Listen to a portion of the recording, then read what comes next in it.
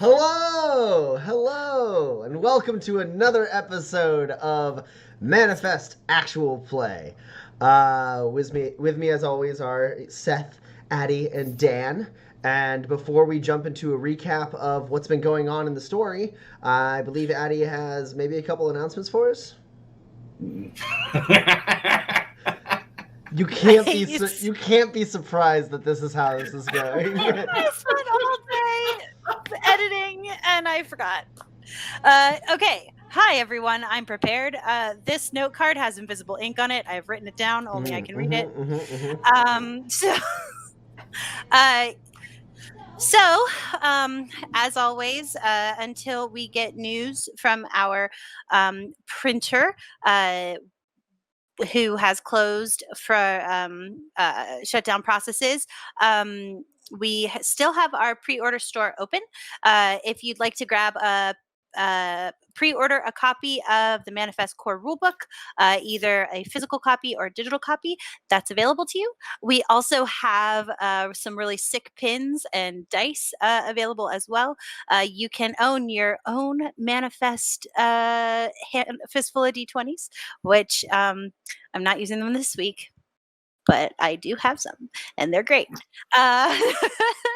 Um, so you can find the link to that either through our Kickstarter, which is kickstarter.com/manifest the RPG, or on BackerKit, which is BackerKit/manifest the RPG. We also have all the social medias where you can follow us for news and updates. If you are if you have ordered your copy either through the Kickstarter or BackerKit, you can always jump on our. I guess it's not really backer only, but like our cool people exclusive Discord. An exclusive people who have paid for Manifest Discord. um, and get some cool updates there. We are available oftentimes all the time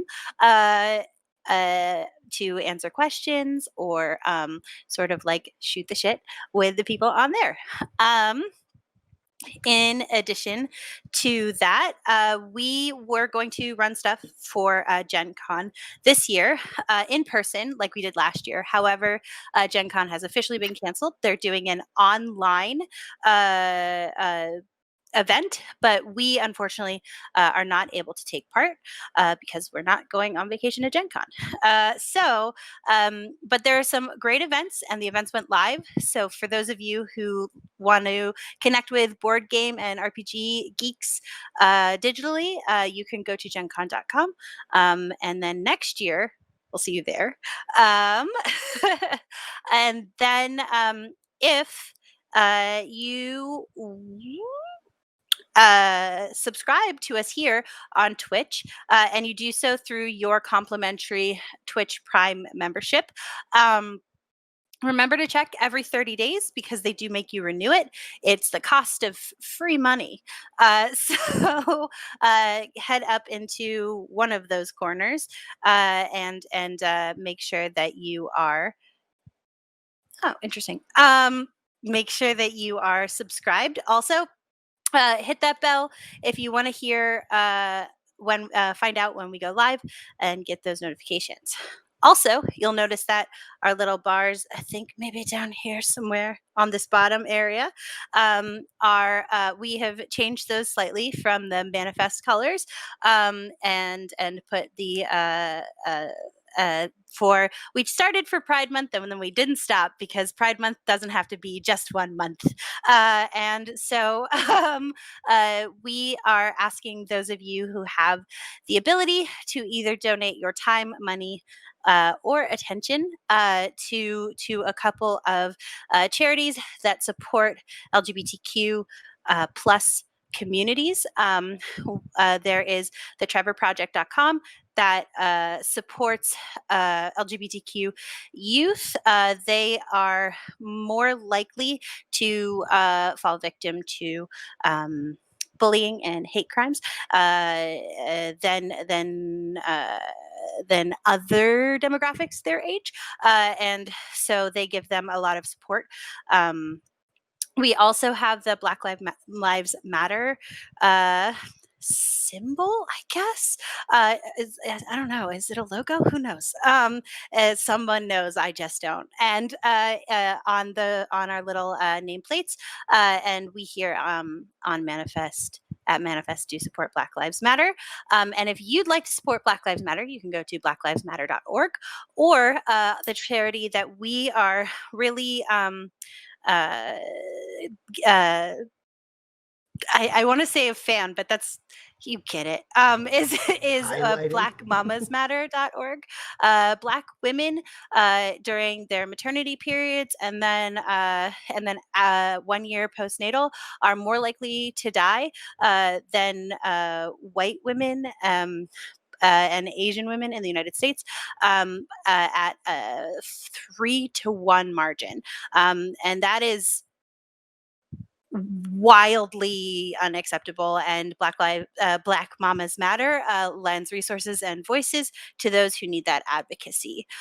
um, and then there's one more. I swear that's all I got for this week. There is blacktrans.org.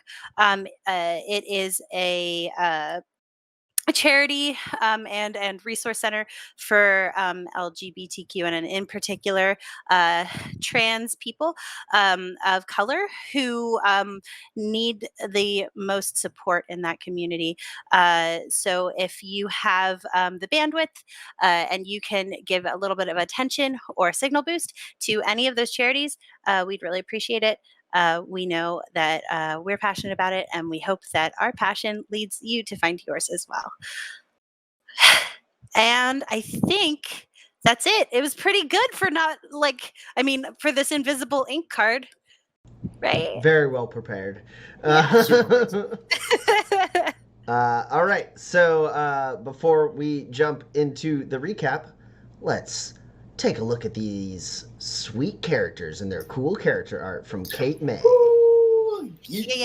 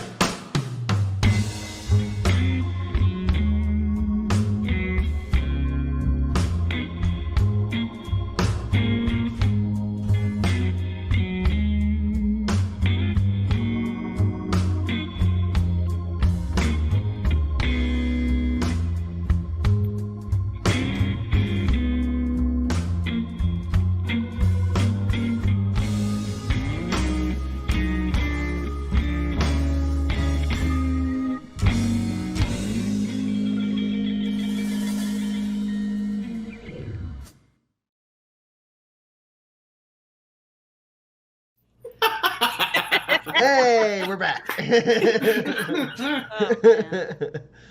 All right, so we pick up with these three drifters, Kinsey, Pax, and Roland, in Tobias Station, one of the more prominent trading posts in the Badlands. Kind of centrally located in the middle of the Badlands. They arrived after saving a scientist by the name of Anton Granger from some axe handle hounds. He said he might have some work for them and told them where his lab was.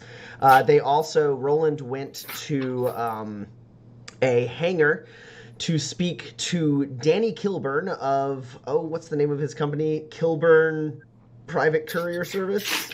Yeah, that's exactly it. I think it's something along those lines. I didn't. No, that's exactly it. Did I get? Oh my god! Kilburn Private Courier Service. I just wanted to test you. Kilburn Private Carrier Service. a courier service. They found a plane of his in the Badlands and salvaged it. He offered Roland money for any of the salvage.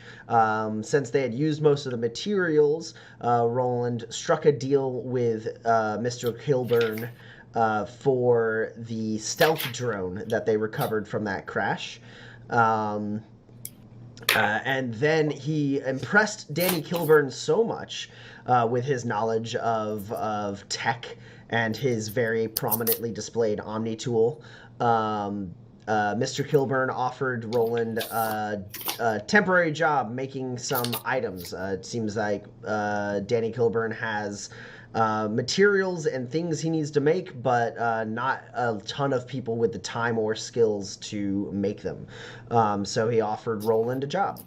And while that was going on, Kinsey got pickpocketed.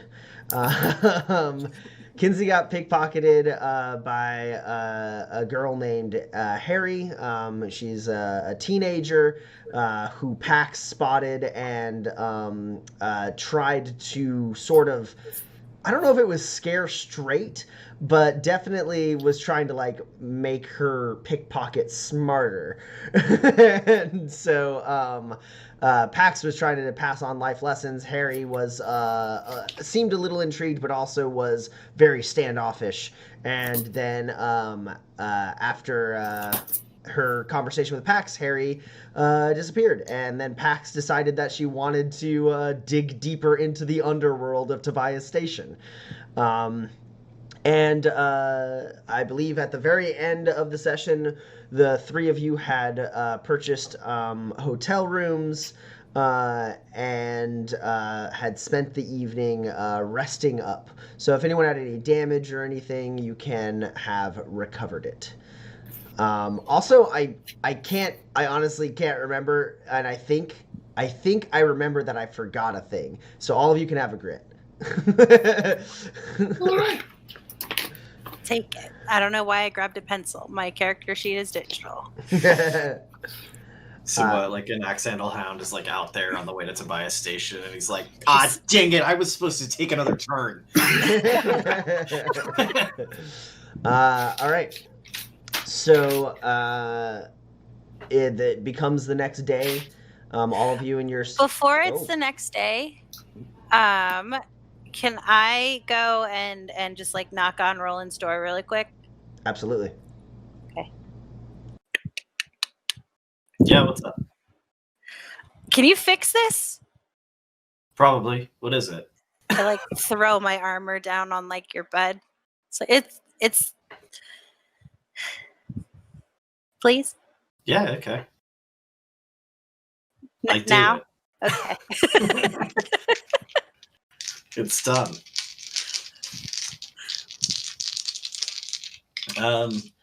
Just a quick question. Do you have a machinery cube? No, I gave you all of my machinery cubes. I'm sorry I've lied to you. I don't have the supplies required to do this thing you've asked of me. Oh, Well, lucky for you. okay, Pax. so what if instead I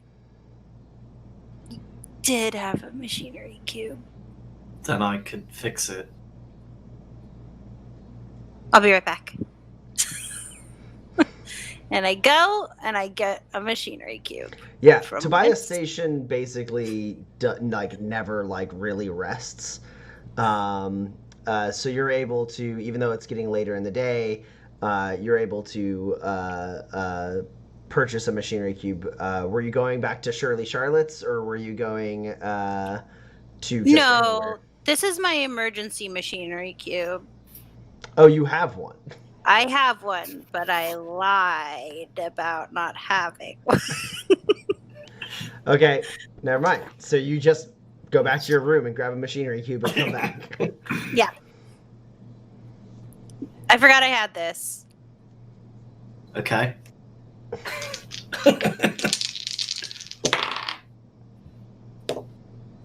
Hold on. How much armor does your armor possess? Some? It's like 6, right? Yeah. Cool. You've got all of it. Nice. Neat. Thank you. Yeah, no problem. Good night. Happen. What? Like this, all of this. How long has this been this broken? Why haven't I fixed it earlier? Oh, you were busy, and like that night dragon thing hit me a little. Oh, okay. Sure. Right. Okay, good night. Yeah. Do you have a bathtub in here? Nope. All I right. have 2 bathtubs.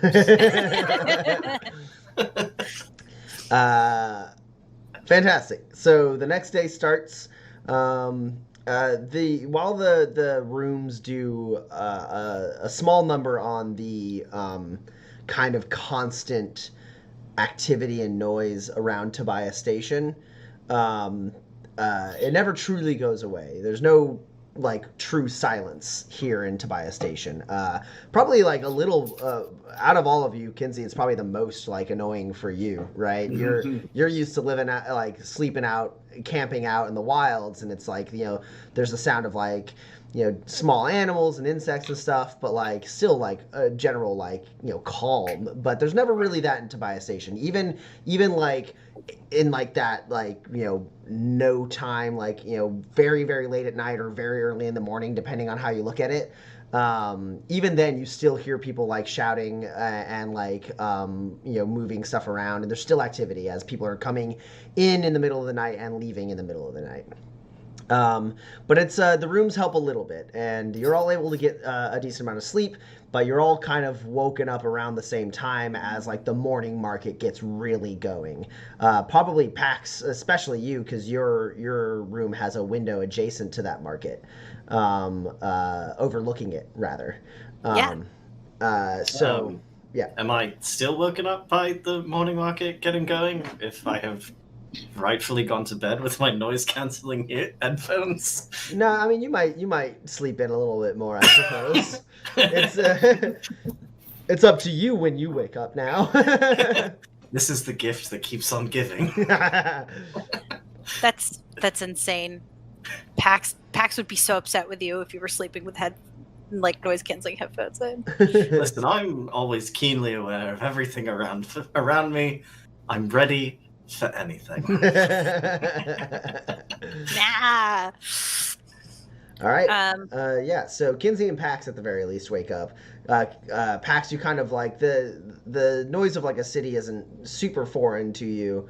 And while Tobias Station isn't a city, it kind of is comparable as far as the noise volume goes. So noise is a lot closer. It kind of raises up to a point, and you just kind of slowly wake up to it. Whereas Kinsey, you probably passed out at some point, and then you hear all right, come on this way, and it just jolts you awake. And you can see the sun coming through your window. Well, I might as well get up. And I'll go down to the bar area and get some coffee. Yeah, absolutely. They got some for you.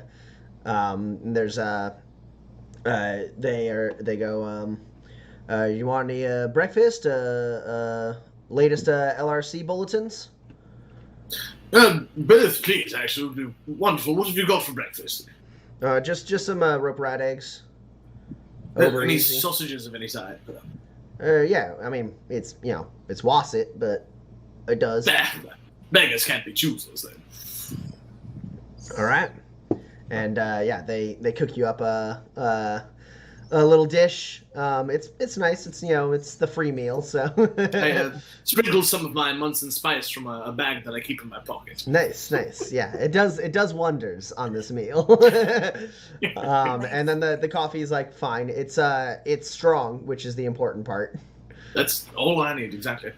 And I spend probably most of the next couple of hours reading the very first LRC bulletin. Nice. Yeah. You never turn over to the next one. You're just staring right at the one. It seems like there's storms expected. Yeah. For this week. At some point, I say to the bartender, You hear about these storms? Yeah, I guess it's about that season. No. Oh, is it around here? No. Mm-hmm. No. Top We're off on looking the forward to coffee. that, I suppose. Yeah, please. There's no chance you have any sugar, is there? We got a bit. Yeah, sure. Just a sprinkle. Go easy on it. Well, it's been a minute since I've had it. I think I need just a couple of grains, and I'm sure I can taste it. Thank you. No problem. At this point, I think Pax, unless you're doing something else, you would have to walk through this bar and see Kinsey to leave. Sure. Hello, Pax. Good morning. Morning. It's really the cliffside town that never rests, isn't it? Yeah. Yeah. Now, how did you get a chance to sleep at all? Oh, yeah, sure. It was nothing. Well, I stayed up most of the night. We'll see how we fare on this, around here, I suppose. What? What? I'm sorry, I'm still waking up. So listen, the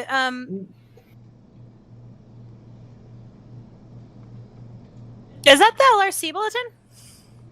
Oh, yes, yeah. I just finished reading this one, if you'd like. It's the weather report. There's Well, I storms guess it's coming good that this we week. got here yesterday. Before the storms, right? Yes, I know. Kinsey, do you want me to read them for you? I mean, do you have the time? You terribly busy this morning. I mean, I'll get around to my thing sooner or later. I got time. It's fine. Just trying to stay apprised of current events. It can be so difficult. Sure. Yeah. Breakfast? No. Thanks. Fair enough. It's wasset sausage. Gross.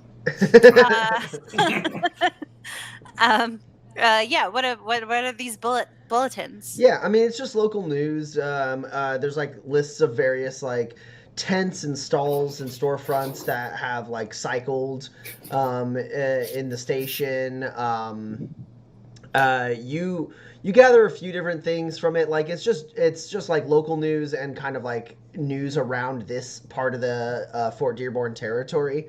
There's the weather. There's also random a couple reports of like a little bit of bandit activity. There's like a gang that's in the area active called the Dunning Creek Bandits. And they've been active like in the territory, not like in Tobias Station, but like not too far. And then there's you are able to discern the name of the station master, which is Eddie Copeland. He apparently is his name comes up in a couple different articles. He apparently is the station master, basically the equivalent of a mayor to Tobias Station. You also at one point find the name Captain Deandra Morales, and she seems to be the captain of the security force. There's like a brief thing where like a statement was asked of like of Captain Morales, and so you get that name. Otherwise, nothing else really pops out as particularly interesting looking through these. You don't get a whole, unless you're looking for something specific. I could comment on whether or not you get anything based on that. Nope. I'm Okay. just reading them for Kinsey. Yeah. There's a whole like expose about like the venting system on like the lower levels and how like it's ridiculous that it hasn't been like fixed yet, and the people in the lower levels, who knows what could be coming through those filters. They're more than like 60 years old. They need to be replaced, but Copeland insists that like everything's fine, It's it's very the writer of this of at least the local like LRC bulletins, like basically the equivalent of like the newspaper writer in this area. He's very flowery with his language. Bureaucrats, so he's hesitant to spend their money on the poor people. It just makes me sick.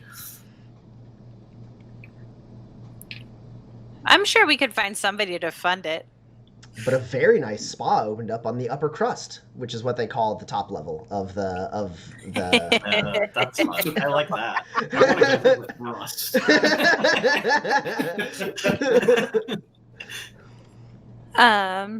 Yeah.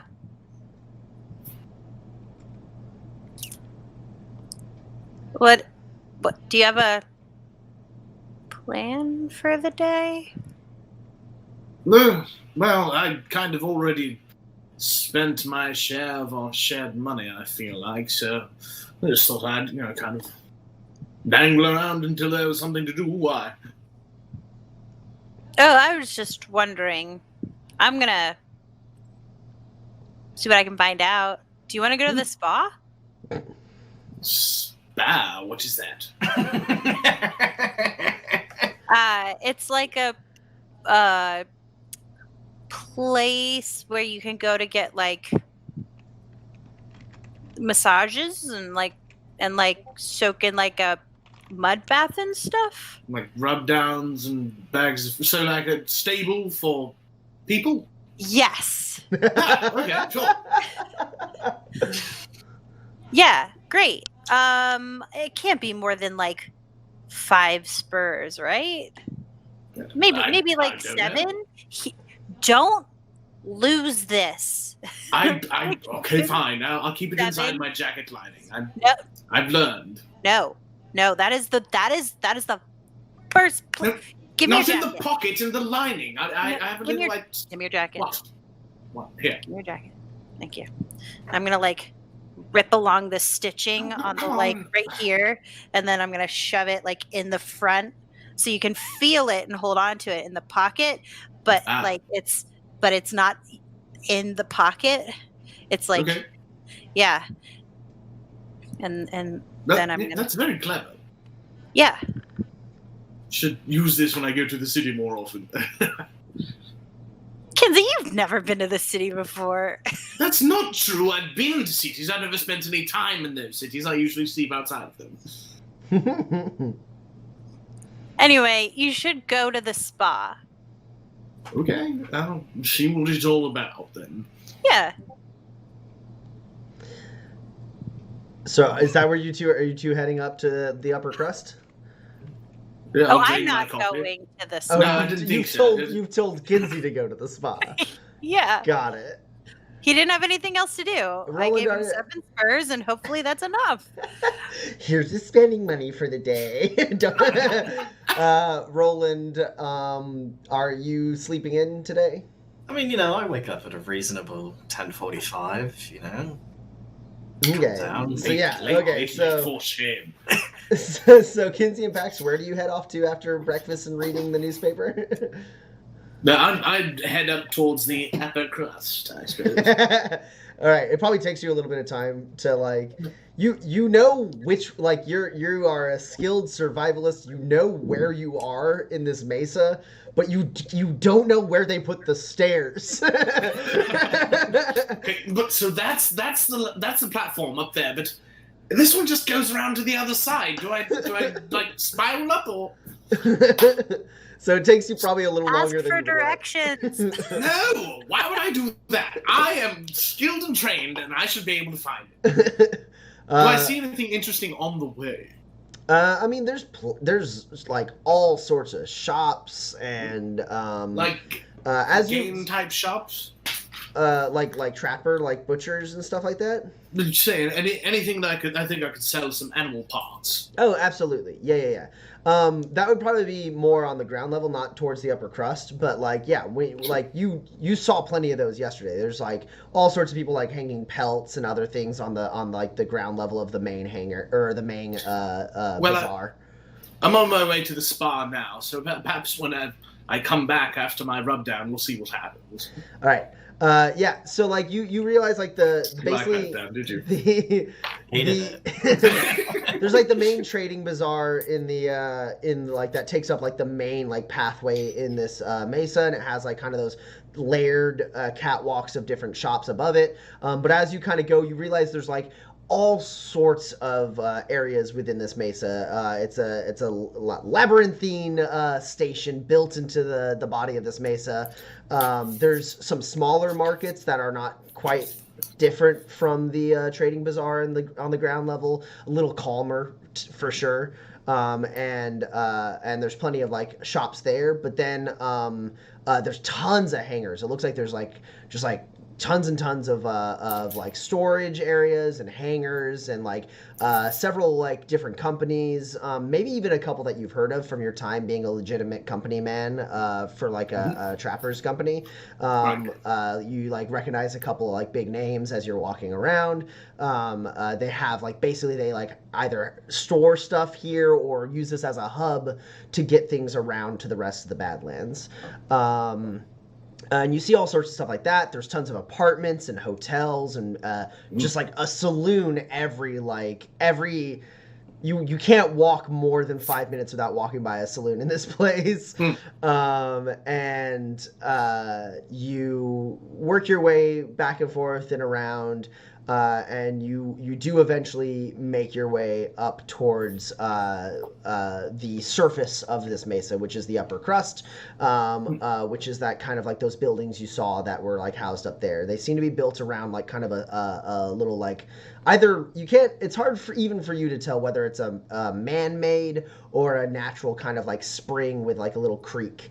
That's like these buildings built along that path. And so you, having read the paper, you know where to go to find the spa you're heading for. But it is a bit startling once you finally get to the surface of the mesa. The sun kind of like your eyes have to adjust from being under like inside the station for so long. Sure. And Pax, where are you getting into? Oh, I'm going to the bazaar. Okay. I mean, that's not very far. You just step out of your hotel, walk down the hall, and then into the like area where you can overlook the bazaar, and you can work your way down to it, no problem. Yeah. And then I would like to figure out where the criminal element is selling their stuff. Okay. That would be a connections roll. Hey, I might be okay at that. Average to okay at that. All right. All right, let's see. Let's do this like orange sparkly one and this purple sparkly one. Yeah. Oh, 2 hits. Okay. Yeah, so you basically browse, chat a little bit with people, overhear a lot. And one of the inklings you definitely get is that if there's like a criminal market, it is in the lower levels. Does seem to be where it's housed. You get kind of an idea of like where it might be, so you start heading that way, making your way down into like the subterranean areas of Tobias Station, which like you go down like a couple levels, and it's like already the quality of like the infrastructure of the station has degraded. It is not as clean. The tech is a little faulty. Like the doors that separate certain like hallways and stuff, like you go like you press the button and like open halfway and then like stutter for a second, and then like one door opens all the way, and then you walk through and they both close again. I've played this Mass Effect level. Yeah. I know what you're talking about. So it's a little darker. There's tons of apartments down here as well. And again, plenty of saloons. Though these saloons seem a little more like what you're used to. In like it feels a little more Badlandsy. In these saloons, you see a bar. There's like one you walk by. There's straight up just a brawl happening in there, just a bar fight. Okay. But yeah, you're making your way. You're pretty sure you're on the track towards where like there's kind of a couple stalls of some less than reputable salespeople selling some supplies. Sure.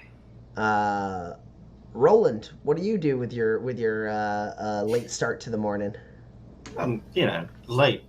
It feels judgy. Yeah, Is accurate.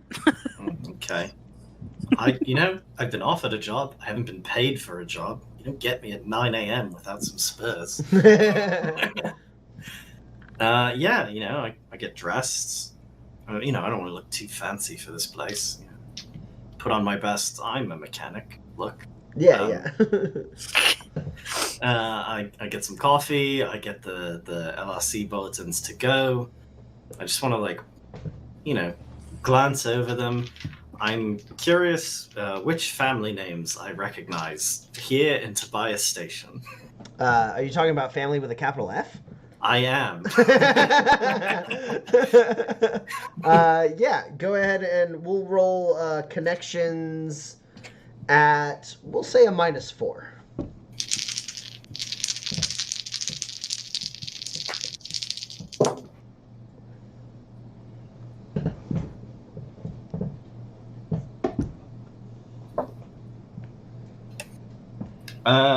Okay, yeah, I will spend 2 of my grit to count the 7, which then explodes. Okay, 3 hits. Okay.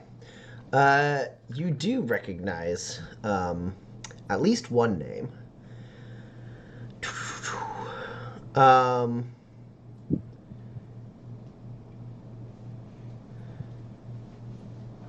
Let's see.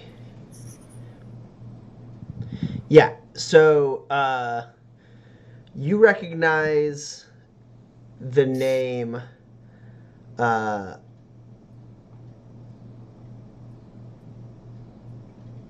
Khanum. Can you spell that? Khanum. There's something in the LRC about some restorative, basically in that same expose about how the lower levels need better filtration. They're but when the upper crust needs some extra irrigation filters, so-and-so Khanum is willing to just pay for it out of his own pocket, and that name, the Khanum name is, that to be the family that runs the Fort Dearborn territory. And that's where we are currently. Right? Yeah, you're in the Fort Dearborn territory. I mean, you're on the fringes, right? Fort Dearborn's really far away, but. Sure. As you know, the family is almost never very far away, and it seems they talk the other time they mention Khanum is when they're saying buddy with Mr. Copeland, so you kind of get the inclination that the Khanum family probably has a pretty decent amount of influence in this station. Right. The other name you recognize is Gray Foster. Gray Foster is someone who you've only very briefly heard of, but he is affiliated with the Sheffield family from Markham's Landing. And that's, I assume, that is sort of the border of territories that we are on. You're more actually so there's the fort. You're in the Fort Dearborn territory. A few miles, plenty of miles south of here, is the border between Fort Dearborn and San Cordero territory. Oh, okay. But Markham's Landing is kind of hybrid Badlands and Wastes factory town. And it seems that the Sheffield family, at the very least, Gray Foster, who is kind of like affiliated with the Sheffield family. Somehow their money is tied to the Sheffield family in some way. But you know him because you were at like a fundraiser for your university, and he was there, and it was like having like a professional like partier there. Right, you never met him or anything like that, but everyone was like, "Oh, Gray Foster's here." Like that means it's got to be a good party. Okay. Yeah, and then I get the stealth drone out of the trunk, and I go to work at my job. All right, so you walk into the Kilburn hangar. Danny Kilburn sees you and goes, "Hey, what was the name?" Roland. Roland. Hey, all right. Oh, my drone. All right, mind if I take a look at it? Yeah, please do. So he goes, all right, yeah. Oh, doesn't look like it took too much of a ding on the way down. Yeah, no, I mean, hey, fair's fair. And he pays you the agreed upon sum of spurs, which I believe was 20 spurs. Yeah. Great. And he goes, you're interested in a little more work? I got supplies if you got time. Yeah, it turns out I'm going to be in town for, at least a few more days, and happy to do some work. All right. Here, come on, step into my office, he says, gesturing to like a small table off to the side with a few filing cabinets behind it. And he sits down and he basically like lays out a piece of paper with like a list of the things he would like you to make. Okay. He's like, this is basically the stuff that a lot of it's to sell, some of it's for the use of my for my vehicles here, my folks, but a decent amount of it is for resale. If you got the skills to make any of these things in a timely manner, I would be happy to pay you. And basically, it looks like he's written down 12 cryo capsules. Okay. 2 supercharged engines, 2 hybrid power modules for a vehicle, and a grav stability harness. And he's like, yeah, for the cryo capsules, depending on the quality, I'm willing to pay you 1 to 2 spurs. If it's low quality, I'm not interested in buying it. Don't say yes to this if you think you're going to make a poor product, but you don't strike me as a man. I won't take offense because we haven't really met, but I wouldn't be here in your office if I was bad at this. Yeah, he didn't strike me as a man who was going to bite off more than he could chew. Crowd capsules, 1 to 2 spurs each. I need 12 of them. Supercharged engines, I need 2 of them. 1 to 4 spurs each, depending on the quality. Hybrid power modules, 1 to 4 spurs, depending on quality. And grav stability harness, well, if you can, depending on the quality, I'll pay you anywhere from 3 to 10. I mean, it's like 5 to 10 is what we're looking at for, anything acceptable. But if you hand me trash, I'm only going to give you 3 spurs. Okay, I won't reiterate what I've just said. No, I get it. I just want cards on the table. I want to make sure. I appreciate it. I appreciate that you are unwilling to pay for trash. Yep. Not gonna do me a ton of good if it's only giving me a second or more to think before I die. I tell you what, those are important seconds. So, what do you think? Seem good? Do these prices seem fair? Absolutely. There's actually the supercharged engine actually seems slightly generous, but your reasoning is high enough for you to probably guess that might be a thing he's not planning on reselling. Cool. Okay. I know the grav stability harness is a class 4. What's the class on the rest of these? Hybrid power is class 3, and the other 2 items are class 2. Okay. So like at a glance, you're looking at like altogether, probably for you as long as like as much as like a month's worth of work to get everything on this list complete. Yeah, the cryo capsules you make 3 at a time, right? Because they're consumable. Yeah. Hmm. Well, yeah. I mean, I've certainly got time. I can guarantee I will be here long enough to make the couple of engines and probably the power module you need. All right. Yeah. Hey, anything you can work on this list for me, I'm happy with whatever you can get me. I mean, if I get it. I understand you're a drifter, so you're gonna go where the wind takes you. But whatever you can get done before the wind takes you, that's spurs in your pocket. Yeah, I mean, I would love to make a grav stability harness for you. I just can't guarantee I'm gonna have the time. So why don't you show me where you want me to work?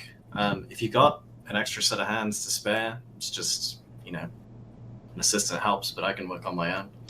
I might have a couple people who can spare a little bit of time, but I don't know if I can get you a whole bunch. Maybe once you get around to the grav stability harness. Sure, no, that's fine. Yeah, I got workstations over here. He gestures. There's like around all the vehicles. There's plenty of tools and stuff like that. And he goes, I got supplies galore in that warehouse over there. Well, I mean, you strike me as a kind of fella who ain't gonna make a deal and then just run away. And honestly, I mean, if you steal some of my supplies and then don't make good on this, you're breaking even at best. So I mean, I ain't giving you hours. You work when you work. The hangar's open for a decent amount of time, but if you gotta take some supplies and work on your own, feel free.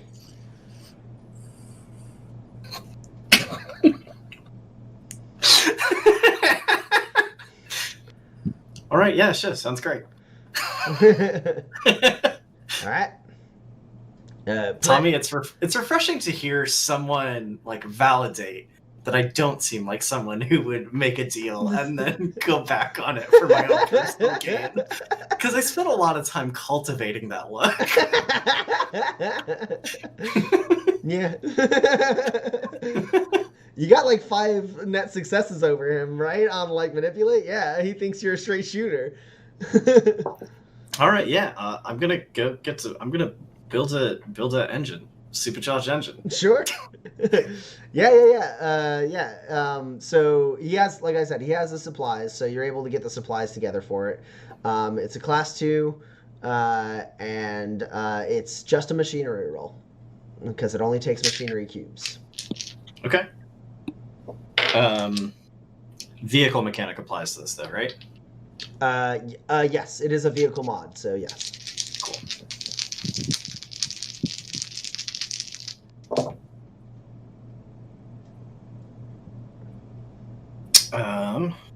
Cool. That's 4 hits. That, I believe, creates it. It's a class 2? Yep. You Yeah, got it does. Yeah. I build a whole supercharged engine In 6 hours. Yeah, you do actually. So you roll up your sleeves, right? You go back, you get the supplies, you wheel them out in a cart. You like walk over like very politely to like one of the other mechanics, being like, can I work here? And the guy's like, yeah, sure, whatever. And like you sit down, you're like, and you just like start grabbing the tools, and then you like hoist some of the like bulk of the engine up, and you start working on it, and like you get to work.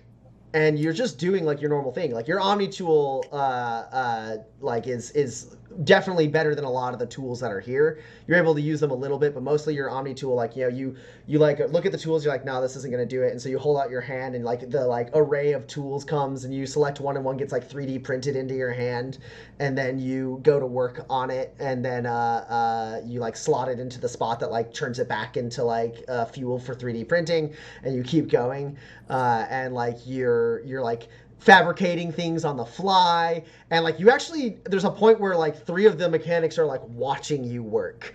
They're like, check this out, this fella started on this today. Bull. No way. You're selling me Ache dung. There ain't no way this fella started on this today. No, I'm serious. He started on it today. That was just a husk of an engine before, but now look at it. No way. And then like they're like, hey, come over here. He's telling me. And they're like talking, and then like there's a point where like Kilburn comes back like from like the edge of the hangar, like flicking like the butt of his cigarette down on the ground. He looks at the three and he goes, "Oi! Am I paying you to gawk or am I paying you to work? Get to it." And they're like, yeah. And they start moving. And he walks over to you and he goes, "Nice work, Roland." And then, in like 6 hours time, you're just like, that one's done. You just like set it down and a couple mechanics like wheel it away. And like Kilburn is just sitting there in his chair with his feet up on his desk. And he's just like, "All right, you don't have to show off." And he sets 4 spurs on the desk for you. Great. So it's like what, like 4:30 now? Yeah. How late is the hangout open? We got a good 6 or so hours before we lock it up. Great. I start on the next one. All right, go ahead and roll. I just wanted to know if I needed to take the stuff home or not.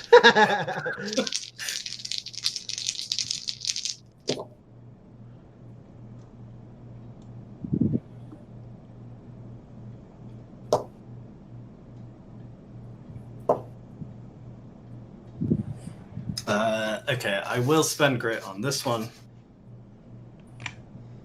To count this 13, which then does explode.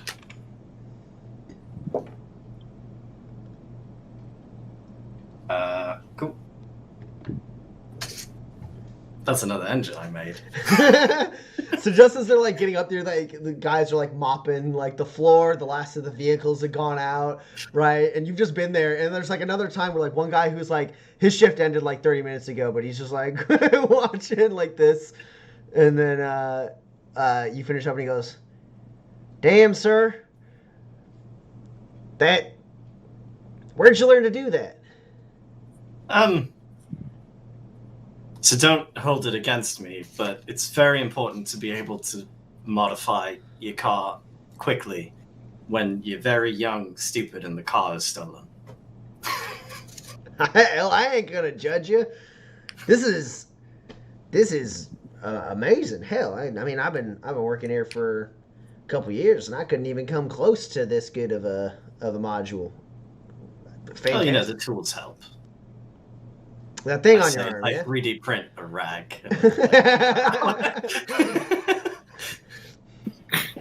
Man, that's a nice thing you got there. You ought to be careful depending on where you go in this station. Some people might just want to take that from you. Well, thanks for the tip. I'll keep it in mind. I imagine you can guess from my earlier story, I'm used to rough neighborhoods. Fair enough. Well, pleasure to share some of your time.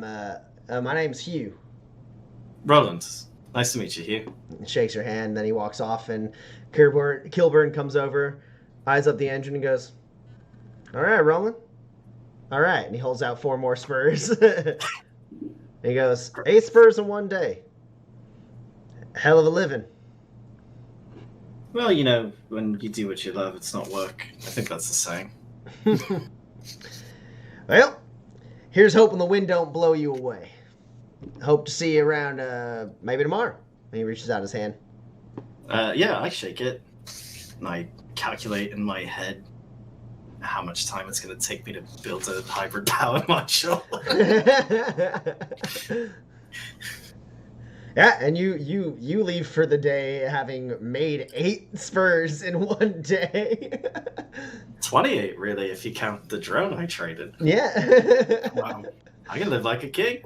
That's more spurs than most people make in a month in the Badlands. You know, I'm an adventurer. An adventurer economy is.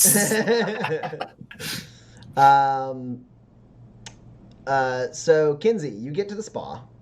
You get to the spa before 10 at night. Like you get to the spa like Roland's just now waking up.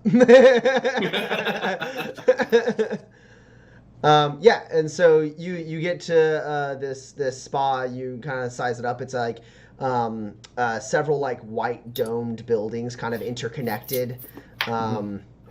And you slide the door open and step in. It's a nice, cool, air-conditioned lobby. And a young man looks up at from the desk and goes, "Hello, sir." Hello. Is this the spa? He's like already like soaking all of you in, and he goes, "Sorry, yes. Are you lost?" No, checking in if I could, please. Oh, Yes, top treatment, full day, all that. I see. And I'm sorry. What was your name? Mr. Charlotte. Mr. Charlotte. All right. I see you've not made an appointment today. No. So Appointment? it's fine. It's just for us to work as someone on someone who has clearly spent some time out in the wilds. Obviously, you need the full treatment, so there's a bit of a premium for walk-ins. Cool. You are looking at 8 spurs. Yes. Yes. And that covers, of course, full body massage, shower. Oh, good, yes.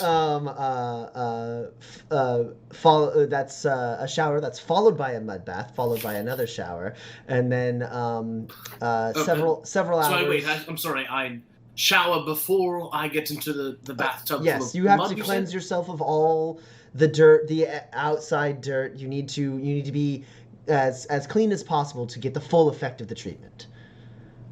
Sounds and then we will of course work away any calluses we can, and Well, from the ones I need, of course. of course, yes, to your preference, Mr. Charlotte. And then you get several hours in the hot room. It's just a room that's hot. Well, I mean, it has skin and mental enhancing fragrances and aromas that boil over the hot stones in the center of the room and move you into a meditative state that allows you to fully recharge before you continue with whatever it is you do. Oh, so that you're saying there's something that will alter my brain state that you're going to give to me. Oh, no. We don't use any narcotics or drugs or anything like that. No. It's herbal entirely, and the fragrances are said to trigger a calm state in most people. Well, tell you what. Here are 7 spurs. That's what I've got. If you have to skip the first shower, then I can just get into the mud pit. I have to. We can't skip the first shower. For 7 spurs, we can give you a slightly reduced treatment. Meaning?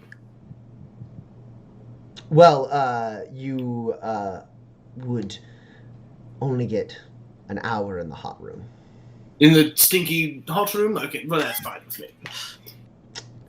He looks like so offended. He's like,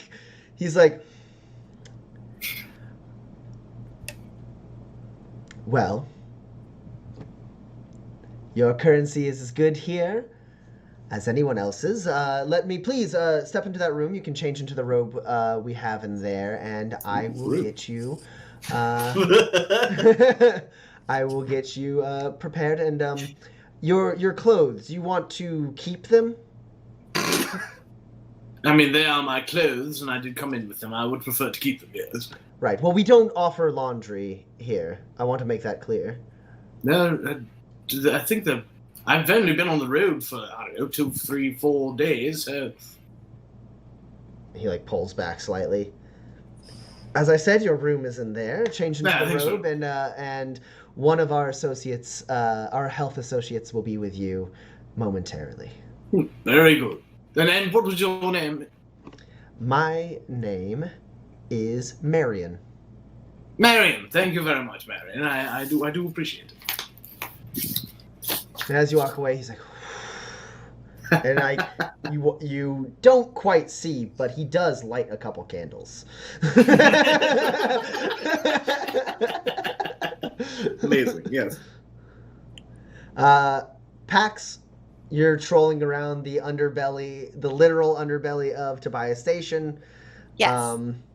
And you do enter a saloon that does have a little like pop-up like area off to the side where someone has laid out a couple weapons and some supplies and a few strange-looking tonics lined up.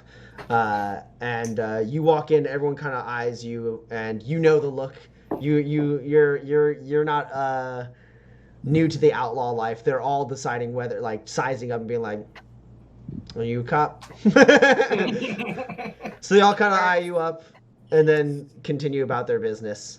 Mm-hmm. And as you start walking towards the bar, the woman behind the kind of like table with the cloth and all of the like supplies, she goes, "Not gonna buy anything. I got everything you need for a good night." And she like taps her fingers on the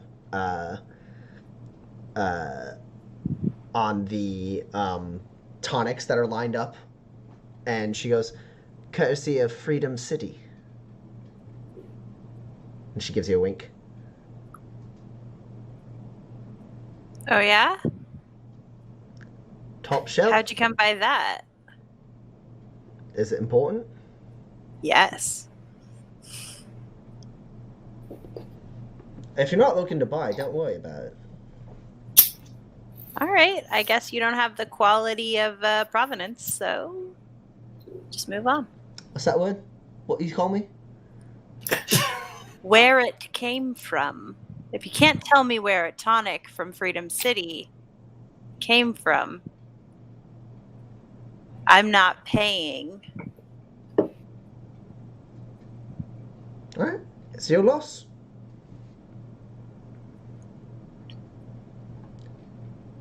Okay. What's your rate? Oh, for you?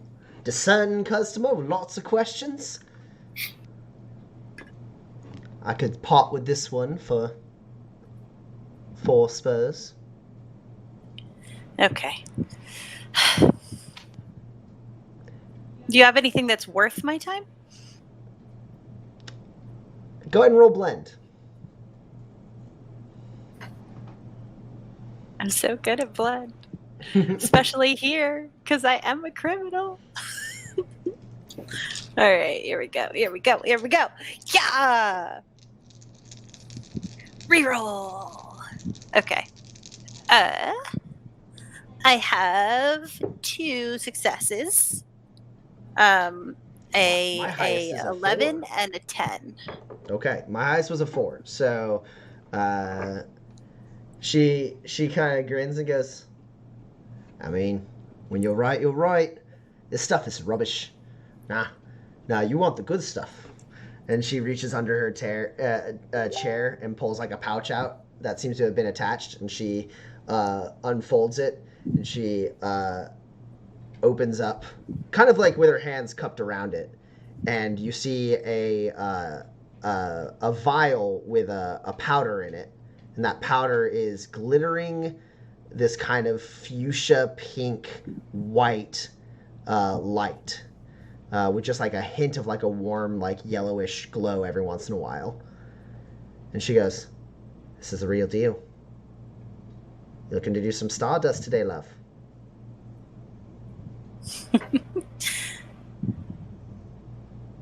How much?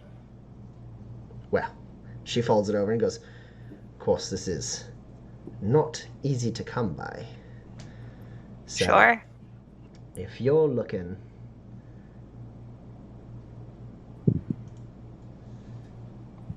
to really, really just have an experience,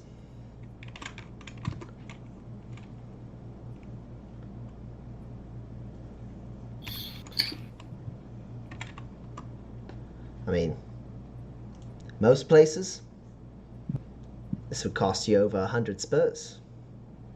From me, I'll take 80. Well, at least I believe you.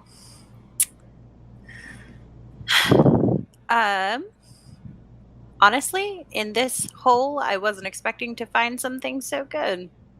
I don't have it on me. Of course. Well, my name's Roxy. You ask anyone around these parts, they'll tell you where I'm at for the day. You find your way into 80 spurs, you find your way out of your own mind. Oh, please, it's not for me. But Roxy, I'd love to know, since you seem so worldly, you seem like you have it here on lock. Who do I want to talk to, being new in the station? Ah. I see what's going on here. You didn't come to buy any of my product. You came to buy information. You solicited me with your product. You made the assumption. Well, what is it you're looking for? I'm the one you want to talk to.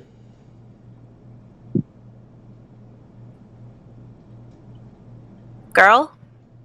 About yay high? Looks like this? You talking about Harry? Yeah? She's trouble. What, she take something from you? No, I took something from her. Well, she don't run with my crew. Honestly, she's small time. What are you looking for her for? Because I can read her like a book and she can give me any information that I want. Well, Why isn't she on your crew? Because you can't get her? no. She's in with security. All the orphans are. So that's Captain Morales then? Yeah. Yeah, no, she doesn't get her hands dirty or anything, but yeah. Money makes its way to her. For sure. You get a look at the security while you come through here, you think you get a sense that maybe they weren't all straight shooters, clean cut, militia, born and raised. Nah. They were raised by Captain Morales. Doing odd jobs here and there. And then eventually, once they're old enough, if they're good enough, they get on the force. Or they get shipped off somewhere else. What do you mean? Well, there's plenty of people who have work for people with those skills.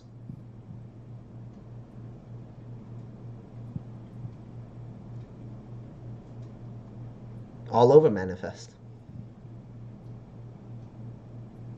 You spend your whole life staying out of sight, stealing from people who don't deserve it.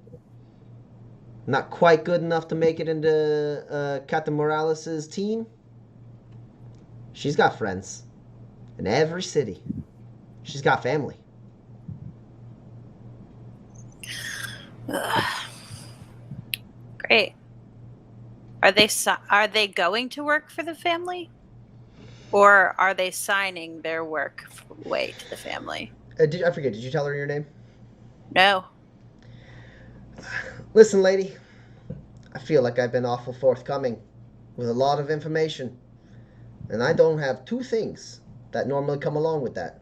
1, your name. 2, something weighing down my pocket. Got some spurs for all these questions? Otherwise, we're done here. Sure. You know,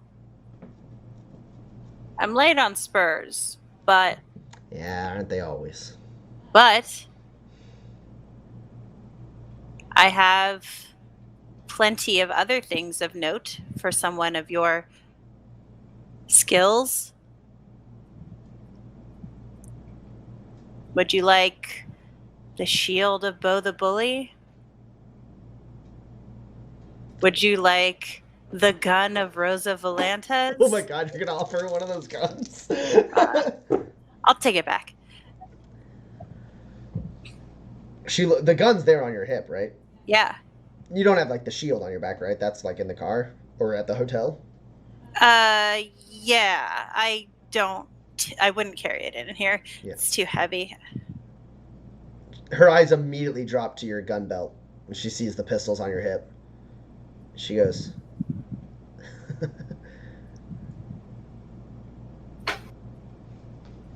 "Now how did you happen to get all the lost artifacts of the Dead Man's Gang?" I'm just a lucky kind of girl.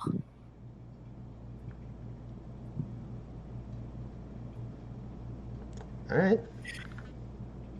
I'll take a gun. Tell you everything you want to know. You give me both of them, hell, I can make introductions. Oh, well, I don't need introductions. It's better if they don't see me coming. Can I take a look? Yeah. I'll take one and I'll put it on the counter. And she like reaches out, grabs it, like rolls it around in her hand. She goes, "So, I mean, it is a fine pistol. The kind of thing that Ms. Volantes would probably carry. Well, how do I know that's where it came from?"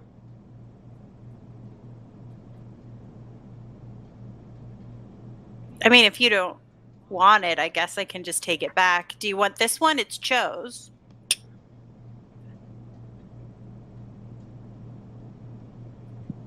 You can tell that one because on the butt it actually says her name.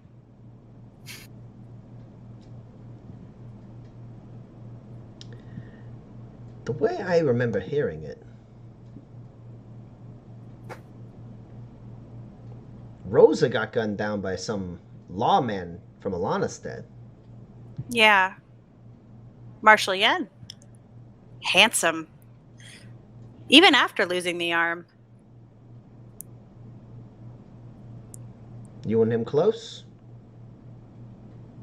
No. Regrettably. How is it he saw fit to bestow you with the trophies of his most prominent kill? Well, he got the body. You don't need 2 guns for a one-armed man. So you were It's there.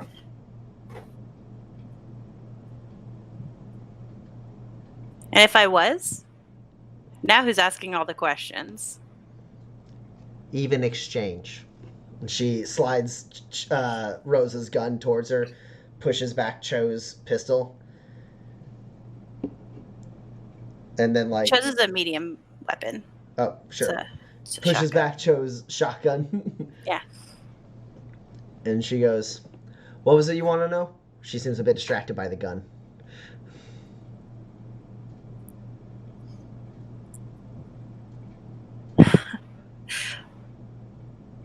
I want to know everything. I want to know if those kids are signing their lives away or if they're going to work. I want to know why the ventilation doesn't work down here, and if you're so well off, why aren't you doing anything to fix it? I want to know who I can talk to. This place needs to be cleaned up, And I'll do it however I have to. Whoa. Look, you can't around gunslinger guns, but you don't strike me as a gunslinger. I'm not. They have morals that they follow. I have a goal. Go around talking like that, and you're gonna be painting the Oh, target on please. your You back. couldn't even hit me with that gun. I'm not talking about me. What was your name again? I didn't give it. That was part of the promise. Call me Jane. All right, Jane. Look, the kids that go, they, they chose that life as far as I know. And they're going to work as far as I know. Getting their hands dirty, sure, but, you make a living one way or another or you die.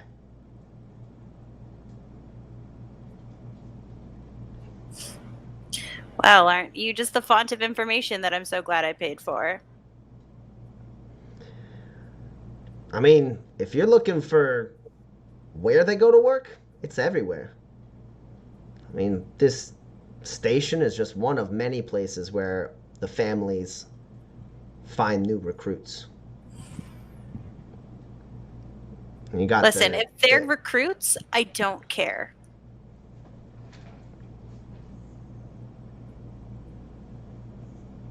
I don't know if you take my meaning. I mean, I do, but you're gonna have to look into the security. You're gonna have to look into Morales for that, and that's a death sentence. No, I mean, I even know that Harry, the girl you're looking for. I mean, she's not in with, but seems to have caught the eye of Salem Bahara. He works for the Kanooms.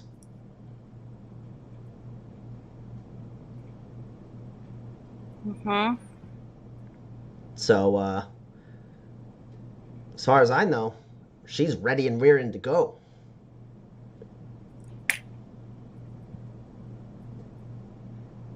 Okay.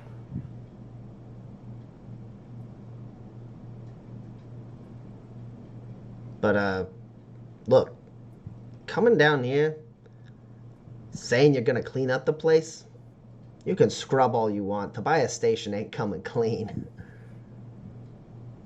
In case you didn't know, we don't have a sheriff. We just have Captain Morales. And her thugs. Well, you play by their rules, you can make money here. But if you try to put your neck out, you're just asking to get shot. You won't see it coming.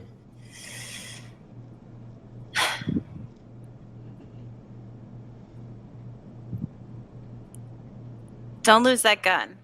I'll be back for it. Hope you can pay. For the famous gun of Rosa Valantes? Oh, the Pistolero? It's gonna... Oh, you got some spine on you. Yeah, no, this thing's gonna be one of my premier pieces. It's gonna cost a lot. Yeah. I'm not gonna part with it easy. I know. All right, well, I look forward to your future patronage. Yeah. Also, I'd love to have a future relationship. As long as you have that gun, why don't you and I have an open talk every once in a while? I don't give away anything for free. You can roll manipulate. Oh, great. I'm going to be so good at this manipulate. I'm going to bamboozle her. 5 bamboozle. You're going to do a 5 You're going to do a 5 bamboozle? Now, motivational speaker does say I can roll an assist for any test. Are you doing a 5 bamboozle on her? Well, she's a grifter, right? A peddler grifter. So, like, I feel like I need to. I mean, I'm not saying low. that it is wild for you to do that. I'm just making sure you do that because I have to associate the right amount of grit. Yeah. Okay. I would like to do a.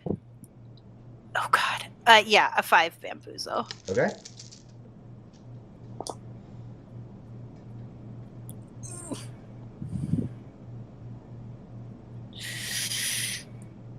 Oh no, oh no, oh no. No.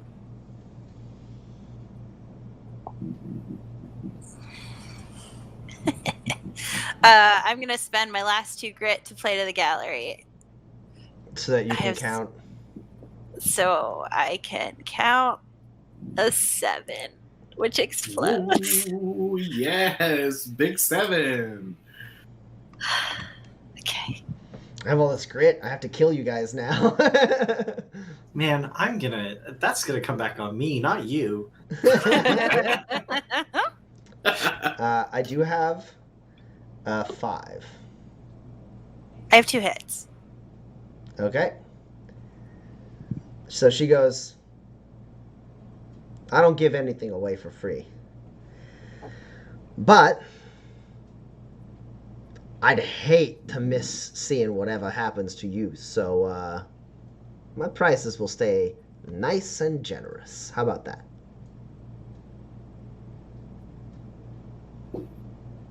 Like you said, not every transaction has to be spurs. She taps her fingers on the gun. All right.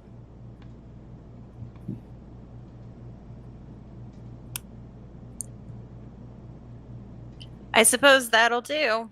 You don't want to be on the wrong side of the new sheriff. And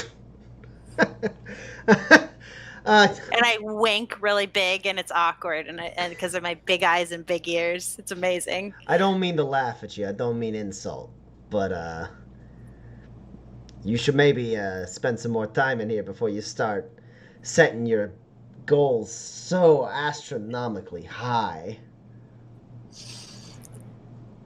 Jane, you seem like someone who can make me a lot of money. But if you go around trying to take on Captain Morales,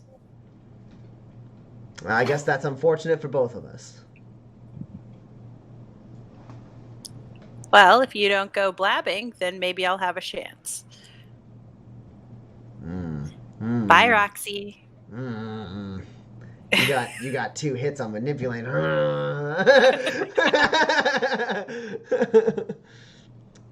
We'll see. I drank somebody else's drink. Sure, there's a drunk guy that's just like passed out. You just are able to grab Take a his shot. and finish Take it. a shot. Yeah. Cool. That's fine. Yeah, great. I am going to go to the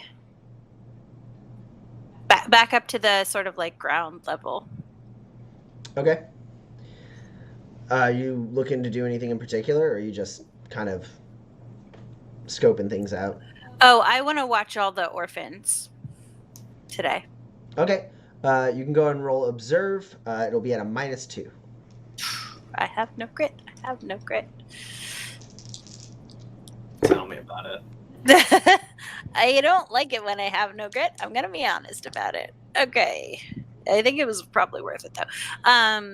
Ugh, gross. I have 1 hit. It is a 7. Okay. Rolling hot 7s today. Cool. So we'll get back to you in a minute. So Kinsey, you put on it is an extremely fluffy and soft robe. And you wrap it up. And as like you kind of finish that up, you're just kind of standing there. They have a couple candles lit. There's a mirror. And you realize, like, everything you touch, you leave, like, little fingerprints on. Like, you're, like, this place is too clean for you. Everything is so white. I don't know why you decorate like this. There's, like, a little water feature that seems like it's been, like, brought in from the creek. Like, a little fountain that, like, comes out of the wall and, like, makes a little pond. I like, cup a hand and take a sip. Yeah, it actually tastes like the fresh like creek water. It's a little like stale, like it's gone through some metal piping and stuff. But like beyond that, yeah, it's almost like drinking fresh out of the creek. I think I fill up my canteen. Sure. And like. And then the door opens up, and like a woman who's relatively like tall and slender, but you can see she's got like pretty strong like arms and like hands. And she walks in and she goes, Mr. Charlotte? Yes, that's me. Welcome. If you will follow me, we can begin with the massage. Oh, I don't shower first. No, there you will shower after the massage, get all the oils off, and then you will move on to the mud bath. Oh, very exciting. Oh, yeah, sure. And she's incredibly pleasant, not as condescending as the person at the desk. She has you disrobe and lay on a table, and she gives you maybe a slightly painful massage. Right. Because I don't know if you've ever received one before. No. So but like you see that like she knows her stuff, because like she like starts like giving you a slight massage and you're like kind of wincing and moving, and she goes, "Don't fight it." And then she kind of pulls back for a second. She goes, "Mr. Kinsey, I hope you are not offended if I ask you this question. Is this your first time?" Oh, it's that obvious, is it? You seem like a man who can withstand pain. No, I suppose so. I've been stabbed once or twice. Well then, this should be no problem for you. Let me know. Let me know if you need me to stop. But Sure. only if you need me to stop. And then she's like starts like digging her elbows in, and like basically she goes from being like a masseuse to being a chiropractor. and like she's like it's like pain, it's so painful, and then she's like she like pulls out like a bench and has you like kind of like bend your back over it like in a weird way, and she's like digging her elbow into like your like right into like your collarbone, and then she's like grabs your head and like snaps it one way and snaps it the other, and yeah, she goes like full on like chiropractor mode, and then like as she like finishes, you're like after like about 30 or so minutes of this, like it's like you're floating. It's like you feel so good. Hold on, I thought you weren't going to give me any mind-altering substances. This is very nice. She's like cleaning off her hands, and she goes, "Now you shower." Please, please. You take, it's like I also don't know if you've ever been like in a shower before, but it's almost like washing in a waterfall, but not as clean. Sure. The water like it pools at your feet, right? And it doesn't keep going downstream. This isn't like Makes no sense. why people pay for this? But you do see several bottles lined around, and you're like, well, I might as well. And you like pump all it. of them for sure. Yeah. You end up just like completely like covered in this lather, almost having like a bubble shower as you do. Yeah. And at a certain point, she like opens up the thing and goes, "You can't be in here all day. Finish up." Fair enough. All right. And she like kind of looks at like all of the bubbles like covering like everything, and she just goes, she does like crack a smile at that. And she goes, "Please, 5 minutes, clean." Okay. So fluffy. Yeah, and then after your shower, you are led to a mud bath. It's one of many mud baths. There's a very quiet room. Before you enter, she turns back and she goes, "Again, Mr. Charlotte, I apologize if this is offensive to you, but this is a place where there are other patrons. Now, you strike me as perhaps a man who came into his money through questionable means. You might, right. if you behave as though you look, your treatment will end. You will not get a refund." Fair enough, I mean. All right. Go into the mud, relax. I will come for you soon. Can I smoke a cigar while I'm here? Absolutely. Yeah, thanks very much. And So you kind of like you go and you soak into the mud. It's this weirdly is like not too foreign for you. I mean, you've never taken a mud bath, but like, Not on purpose, no. but like you're just like, so this mud is like good, and like you get in and you're like, you like lay down and they bring like a glass with like there's like a wine glass basically with like ice water, and then another like wine glass with like kind of a white wine in it. And you light up your cigar, you sit back, and you do catch a couple eyes as you walk in. Some people are like kind of relaxing, but they see you. You're like covered in tattoos, and even though you're freshly cleaned and everything, you're like scarred and like you can't hide who you are, Kinsey. And you saunter in, you sleep in. You're like, oh, this is actually kind of nice. It's like a nice warm thing. There's like slight little like bubbles that occasionally come up in the water. It's almost like that time you spent in the wastes, but like pleasant, and no fear of boo hags. And so you light up your cigar. You lean back, and a couple people, you do notice that people notice you. And then you're sitting there for a second smoking. I don't know if you like close your eyes and like nap, or if you're just kind of like enjoying it. But at a certain point, you hear movement in the like pool next to you, as someone kind of leans over in his pod, and it's this handsome man with like kind of black hair with like a peppered silver in it. He's got just a very like sleek like mustache that like curls just slightly at the end, and like a little like facial hair on his chin. He's like, you can tell like just by looking at him, he doesn't work very hard, but he is very fit. And he looks over at you with like piercing like blue eyes, and he goes, "Can I have one of those?" I don't see why not. I'll offer him one. And I'll light the match for him. Appreciate it. And he takes a hit, like a puff off of it, and he goes, "Ah, Western Badlands. Right you are. It's good." Not bad at all, I'd say. Mr. Charlotte. Oh, of course. How rude of me. It's Gray Foster. I'll shake his hand. He shakes your hand, and he goes, "Mr. Charlotte, you are quite an interesting fella. Why do you say Excellent so? taste in cigars. You don't strike me as someone who frequents this kind of place, if you don't mind me saying." And he like gestures to like, a lot of the people here are quite old, and all of them look like they look moneyed. Like some of them even still have some of their jewelry, right? Like in their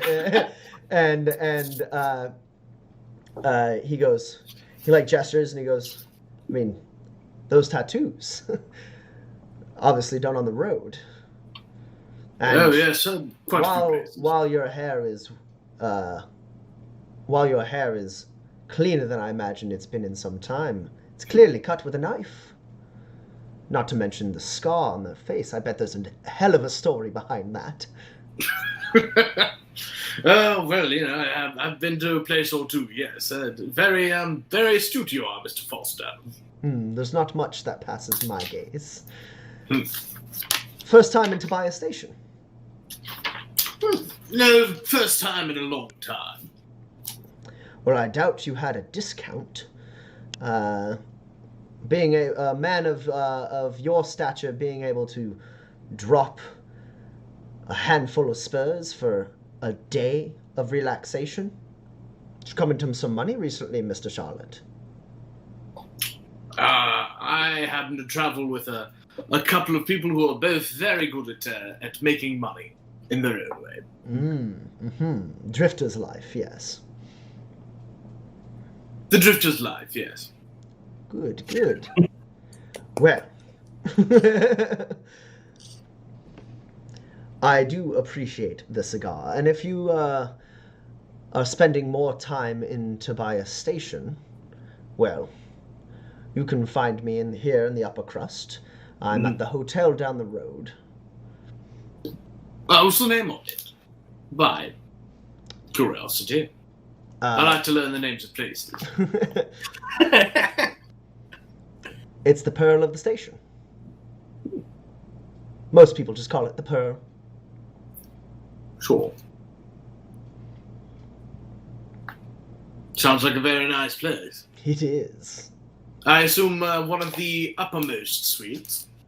Yes, of course. But if you tell the person at the desk that you're here for me, I'll come down. We can share a drink. I'd love to hear some stories of your time in the Western Badlands. I suppose I could spin a yarn or two for you. You seem like a man who likes to talk. Especially about myself. Yes, you and I have that in common. Meet me for drinks. Anytime. They'll send for me if I'm not there. I won't be too far. I'm here for the next month. And honestly, my eyes are bleeding. I'm so bored. This is my 10th time here. I don't think I could go more than once in a week. It's certainly not a month. This cigar's the most exciting thing that's happened to me in the past 5 days. I've tasted everything there is to taste, seen everything there is to see at this station. It bores me. You, though, you're interesting. I'll take that as a compliment. You should. And I assume an attendant comes to take me to the shower at some point? Yeah. There's a point prior to that where, like, someone kind of looks over and, like, is, like, you know, a little harumphing at, like, you and him just, like, having a conversation. Like, you were told this was supposed to be a place where you're quiet, right? And... Sure. And, like, he, like, rings a little bell, and, someone comes over and, like, you know, very quietly, like, you know, checks on him, and he, like, gestures to you guys, and, like, Mr., oh, no, it's Fowler, right? Foster. Foster. Well, Foster Gray. Yeah, Foster yeah, Gray. Gray Foster. Gray Foster. Mr. Foster, like, doesn't even pay any attention. Like, you catch it, like, you might, like, you know, your survival instinct, like, your self-preservation, right? Like, you're like, oh, I might be about to get in trouble. Like, even if you're not worried about it, you definitely notice it because you are at least attuned to see danger coming from a certain distance. But he doesn't seem to care at all. And you actually notice as, like, as he gestures to you, the woman looks over and then, like, says something to the woman in the pool, and like they just immediately are like, oh, right, and then they like are completely quiet and don't make another fuss, and everyone just kind of lives with the fact that you and Mr. Foster are just kind of chatting. Sure. And then eventually an attendant does come, and the same attendant comes, and she goes, Mr. Charlotte, it's time for your second shower. Perhaps we can ration the soaps. I try to only refill them once a day. That's fair enough. I apologize. I wasn't sure how sudsy it would be, you know. And she like offers you a towel if you want it, like not like handing it to you, but just like holding it out in case you want it as you stand up.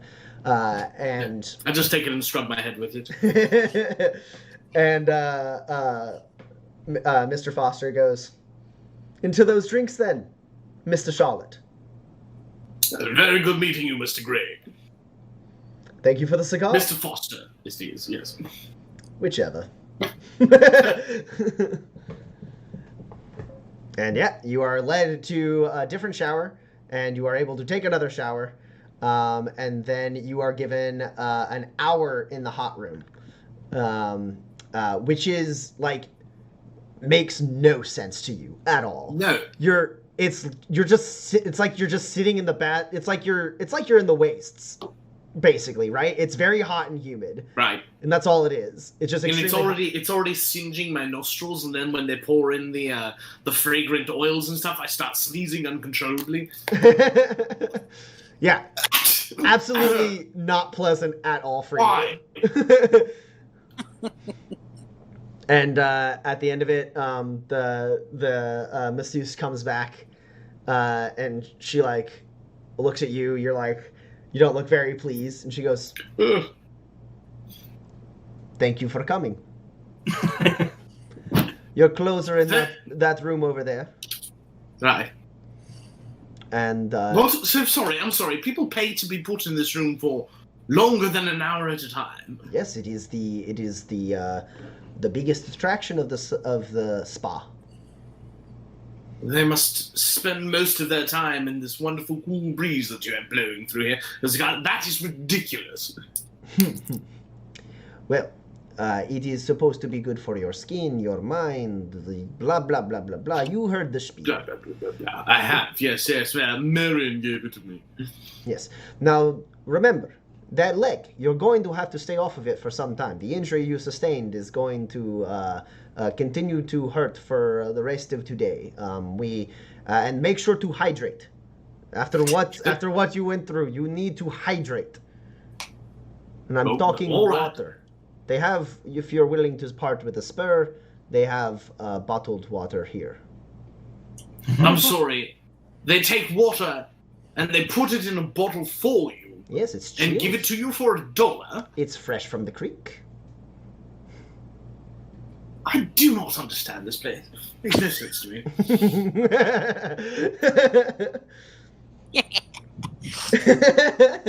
And I'll don my clothes and wave a pleasant goodbye to Marion as I leave. He like sees you come and is just like lights a candle, sets it on the table, lights another candle, sets it on the table. And like it's like a little weird. Your like clothes don't feel quite right on your body. You've never been this clean before. It's kind of pretty. Yeah. Yeah. It's like you're like, oh, what's wrong with my clothes? Weird. They did something to your clothes. You don't know what it is, but they definitely did something to your clothes. So they don't launder it, but they do fill it with sand. Oh, that's very pleasant. Thank you so much. Oh, fantastic. All right, you can all have a grit for excellent roleplay. Grit. Nom, nom, nom, nom. Nom, nom, nom, nom, nom. Pax, you you watch the bazaar for most of the day, wandering around. You know, not doing a whole lot. Do you want to like spend a little money to like feed yourself from the bazaar, or do you want to go back to the hotel for a minute to like eat throughout the day? Oh, yeah, no, I have to go steal the poncho that I gave to Kinsey. So at some point, I'm gonna do that. So you're gonna break into Kinsey's hotel room and steal his poncho? I mean, it's not really breaking in. It's not even his. Roland pays for it. It's our money. But yes, I do. I do break in and I take the poncho. But I'm gonna return it. Kinsey won't notice. Okay, roll skullduggery at a -5. At a -5? The locks in this hotel are very good. The locks in all of Tobias Station are very good. Okay, well, I have a auto picker. Uh-huh. Does that help me? Yeah, what's its quality? 2, it's standard. It gives you an extra reliability. Okay. It is an unopposed test. Yeah. Yeah.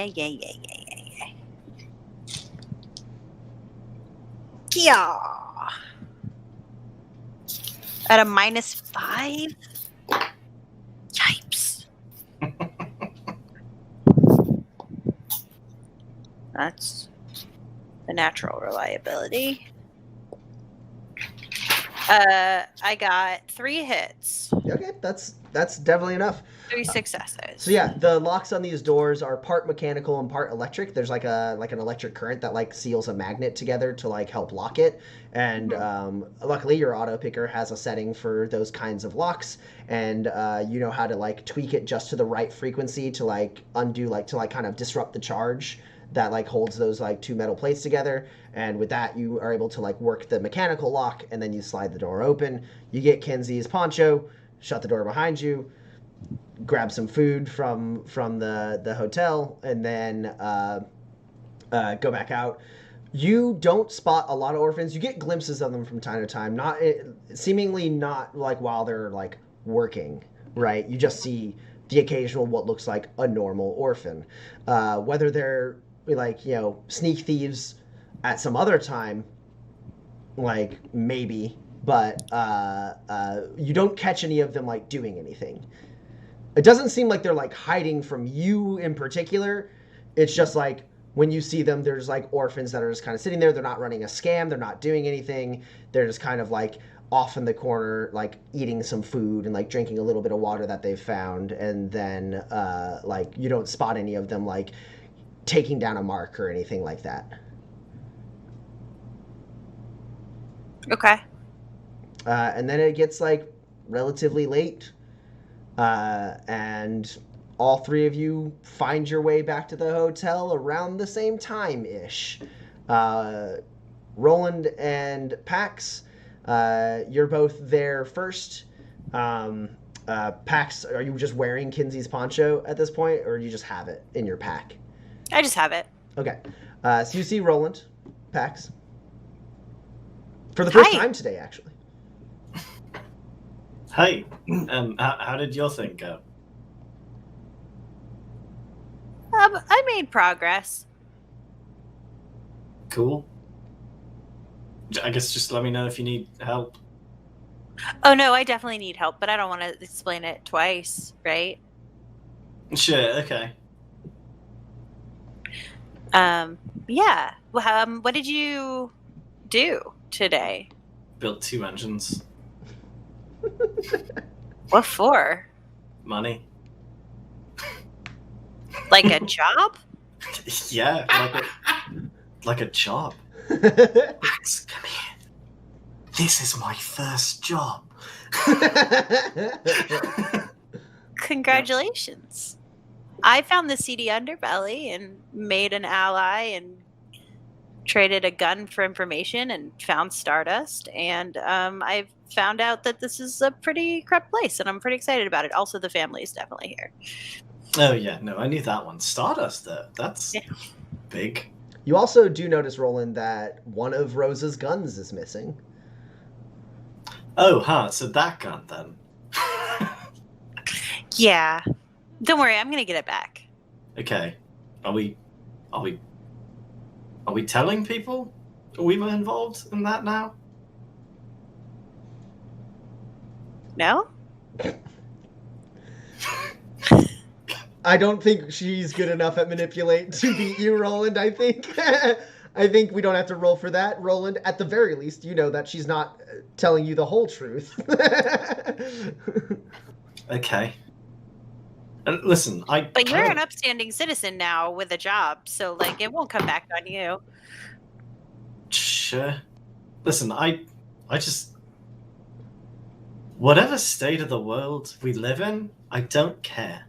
I just need to know which one it is. We should when Kinsey gets back from the spa I sent him to. Why? I think Why would it's funny. you won't appreciate any of it? He'll hate most of it, I think. He'll be confused the whole time. Okay, as I'm saying it, I'm understanding why you've done this. And just shortly after that moment, Kinsey walks into the lobby of the hotel.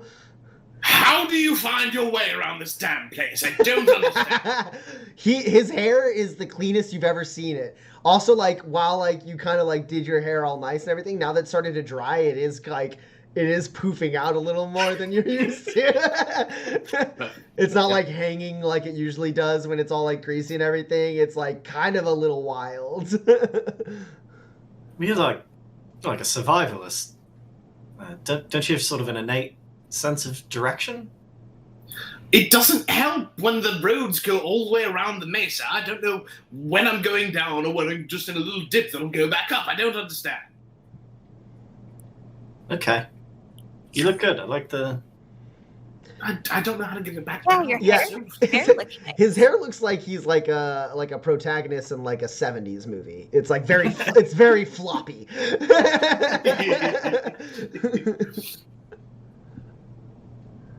Anyway, fun? I got a massage. It was quite nice. I feel feeling You loose. should hydrate. That's You should drink important. some water, yeah. I chug a little bit out of my. What am I doing? I meant about one water, please, and then one whiskey. No, Be careful no, with that. no, Listen, yeah, you should be. I'm not. Kinsey?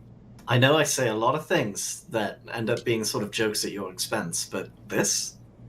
It's actually very important that you hydrate. You will feel terrible tomorrow if you don't. Ooh. Oh, all right then. Just the water and something for dinner. Then are we? Yeah, sure. Let's take it up to my room. The view is very nice. Excellent. Cool. So they give you water, Kinsey. It's not ice water, and suddenly you realize that ice water is really nice. That's a I thing will you never never be the knew. same again. Yeah. This water pales slightly in comparison to the ice water you were given. Oh, bugger. You get some food. You go up to Roland's room. Kinsey, the view is a lot like your view, but just a little. It's almost exactly your view. You for a second you're like, this is the same view. You do I mean, have that a pillar's not bathtub. there, but I'm told this is. Can I take a bath? Yeah, sure. But he you has two of them. I could take a bath too. No, hold on. No, that one's mine. That is the Fine. guest bathroom. I don't want to take a fourth bath today, so. No, see, I took a shower and then they put me into mud. I did. Yeah, It's like I was swimming around in a swamp or something. yeah. You went to the spa. Yeah. What? How, does everybody know about this spa? You say spa as if you've been attacked. It hurts me to hear you say it that way. What, spa? Okay, Kinsey, say ah. Ah. Now put a spur in front of it. Spa. Close enough. I don't get it. Fine. What did you do with your day that is so important? Oh, Roland got a job and he worked. Wait, I'm sorry. Roland went somewhere and worked for them for money. Uh-huh. But he didn't, like, con them out of money. He No. actually did the work? Yeah. Roland! How do you feel? I don't know. You'll get The man- bored after a week, trust me. The man did say I seemed very trustworthy, which was reaffirming to me on a personal level. You do spend a lot of time cultivating that look, yes. I do. But yeah, so anyways, I made 8 spurs. Well done. Yeah, built a couple engines. It was no big deal. What about you, Pax? I went down into the underbelly of the mesa and I found the black market where they're selling lots of different like shitty drugs and then also some stardust. And then I traded that person Rosa Valentes's gun for information about potentially, overthrowing the government here. What? I'm sorry, what? Can we ever just go somewhere? There are orphans that are being exploited. I don't like that. Wait, do you mean like the one that stole the spurs from me? Yeah. If they can't make the cut to become security here, the security captains, they don't even have a sheriff. The security It's a great town. the security captain like grooms these kids to become like her personal security to like basically run a little cabal around here. And the kids that can't make the cut, she ships them away. And I don't know what happens to them, but it sounds like bad. And also, everything is like really nice up top, and then when you go down, there's like you can barely breathe. Ugh. And it's like, I get it. There's always going to be like shady areas everywhere. I mean, I love those areas, and they're very like they're like I like them, you know, because they're like comforting in how like dangerous they are. You don't have to relax, you know. But like the thing is that like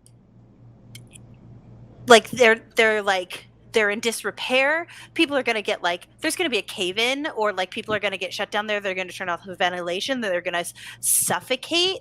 Like, I haven't even figured out like if the rich people have like indentured people here yet. And it's like, but it's bad. And it's like everybody's coming and going. So there's no actual like rule of law. And I think that there's like a lot of corruption, and the family is definitely here. And like in a medium way, I think it's probably to control the smuggling of their goods, but I don't really know because I haven't figured it out yet. But I was gonna break into the captain's office later tonight. Also, can I borrow your poncho? First of all, yes. Second of all, so you're saying no, we can't ever just go somewhere. Well, yeah, you've got that. Well, Okay. I mean, you could, you know, you could be here. I've already went to the spa. What else am I going to do here? Hey, I did it that time. Spore. Oh, I feel so Stop trying. No, I mean, like, you could, maybe you could get a job too. But like, you know, I can't, like, you know how like the Riveteers were being like bullied and eventually killed off by the Cloud Cutters, and how that was like a really bad situation, and then we stepped in and we helped them because like it was the right thing to do, and then I became the boss of them. So we're doing that again? Maybe. But this one's worse because like there's a lot of unknown factors, because like, you know, talking to people is like really hard, and they always want something, and I'm like, you should just tell me, and they're like, no. But Right. the thing is that they haven't really asked, like they didn't even ask for my real name, which is cool. So, well, they did ask, and then I was like, you don't get it, and they were like, okay. And I have an ally for now, and I'm working on it. You could just be here and eat these gross animal meat products and you know, relax. You could listen to all those songs you want and let Roland pay. You could be a kept man. Roland could keep you. And then Roland! and then I'll just take care of it, and then when it's time to run, we can just go. If you want. I mean, I'm not saying I'm not going to help. I mean, it just sounds like you're complaining, and I'm just saying that I didn't. I complain about everything. Of course I'm going to help. Right, but like you don't have to. I'm not asking for your help. Okay, you can help if you want. It's you don't free. want my help? You know, the Badlands are a free country, so like if you want to like drift free or whatever, you can do that, or you can be kept by Roland because like, you know, you can't find a job yourself. I get it. Just Okay. This seems very important to you. Is it important to you that we overthrow the whole government of Tobias Station?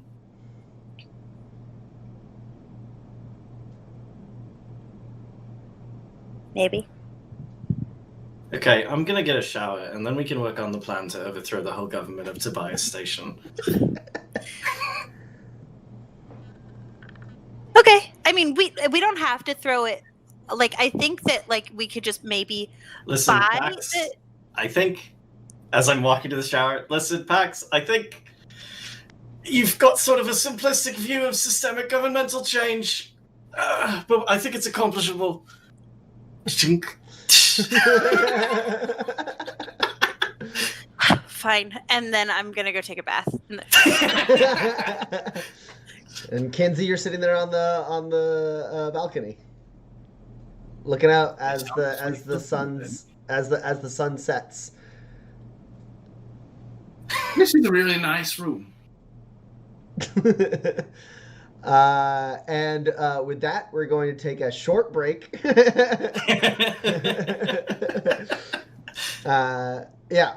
going to take a little short intermission. My clock is reading 10:06. We'll be back at 10:15. So a little under 10 minutes. We'll be back. Enjoy some cool music as we're gone.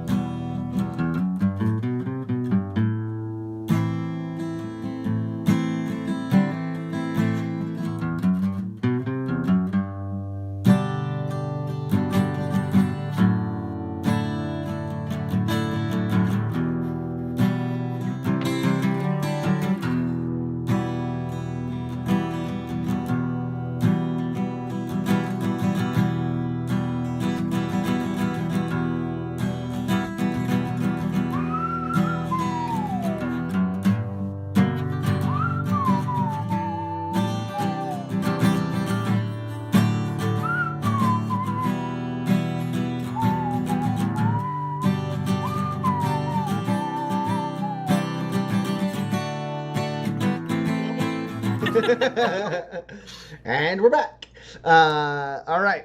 So, last we left off, Roland and Pax went Roland went to go take a shower, Pax went to go take a bath, utilizing both of Roland's suite's bathrooms. And Kinsey was left to watch the sunset. Kinsey, once the sun has set and it is nighttime, you move back into the suite, and Roland and Pax, you finish your respective shower, bath, whatever, and you're all back in Roland's suite, sitting in the sunk square seating area that has a little fire pit that you can light up. Very nice, I do so. Okay, so what is the timetable in which you'd like to overthrow the government of Tobias Station? I mean, I don't know. Okay. A month? Is that good? It's fine. Any amount you say is fine. It just changes what's achievable. How long would you like these changes to last? I just want to make sure that these kids aren't. Then the people in general, like the quality of life is like really bad for people who don't have money, like down in the, in the like depths. So like,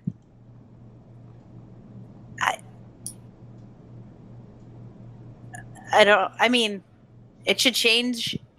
It should take as long as it takes to change it so it stays that way. But also we do have to deliver that letter, so. He's been dead for so long. He's been dead.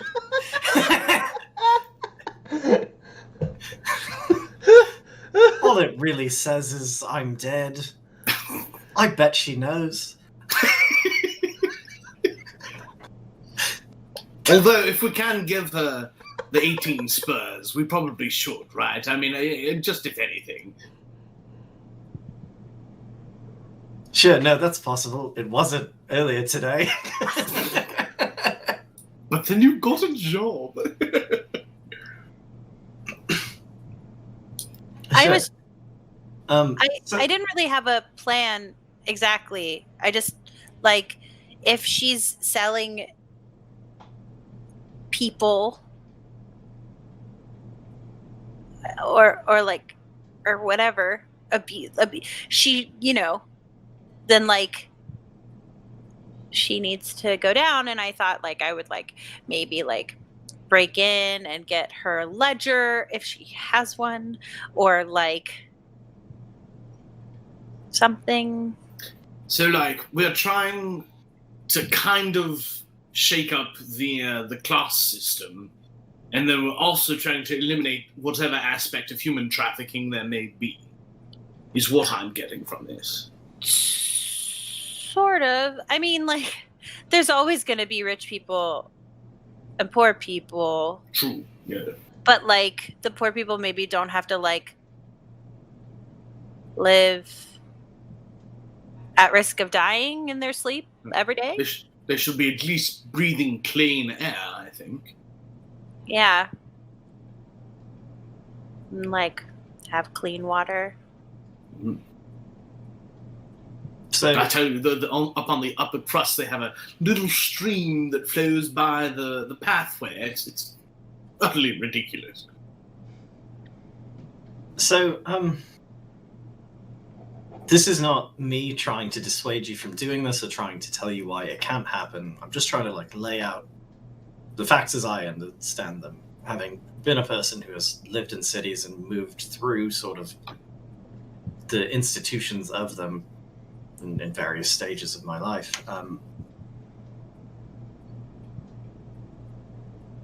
So, Captain Morales has a crew of orphans who she grooms from a young age to do her bidding, and at some point either hires them as security officers or in some fashion pipelines them to the family. That means anything that disrupts that is a direct confrontation with the family, which is dangerous and means there's a significant amount of inertia in trying to change anything involved in it.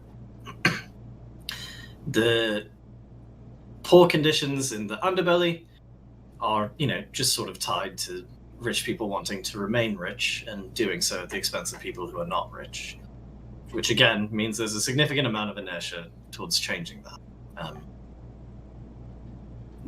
All of these are things that we can maybe just throw a big wrench in, but if it's not Copeland and Morales, it'll be whoever the family wants at the top and, running the security. Unless there's not an existing structure remaining for them to simply install someone in. The way to do it that lasts the longest takes a very long time and is very challenging and is also dangerous. And we can do that. But it's a commitment. And I don't know how long you want to stay here.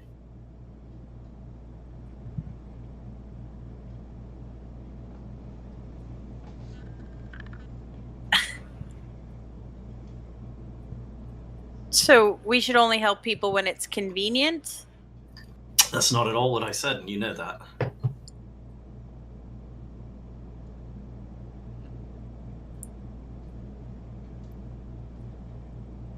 Nobody's helping these people. Nobody's helping these people. And it's a station, it's not a real city. So people are just passing through. And we could do the same, but I can't. I've been a victim of the system, and it's not okay. And maybe we can find a reason for the family to like the new status quo better. Maybe we don't have to go to war with the family in Tobias Station. Maybe we can incentivize them otherwise. Sure. All of those are totally reasonable solutions to the problem. But it's one of several problems, and it's not one that happens quickly. All I'm saying is, if this is something that is important to you, and you want to do it right, we should look into more permanent residence than a hotel room, because it's going to get pretty expensive. And while this is a nice room, I'd like to not be paying for our lodging the whole time we're here, if possible.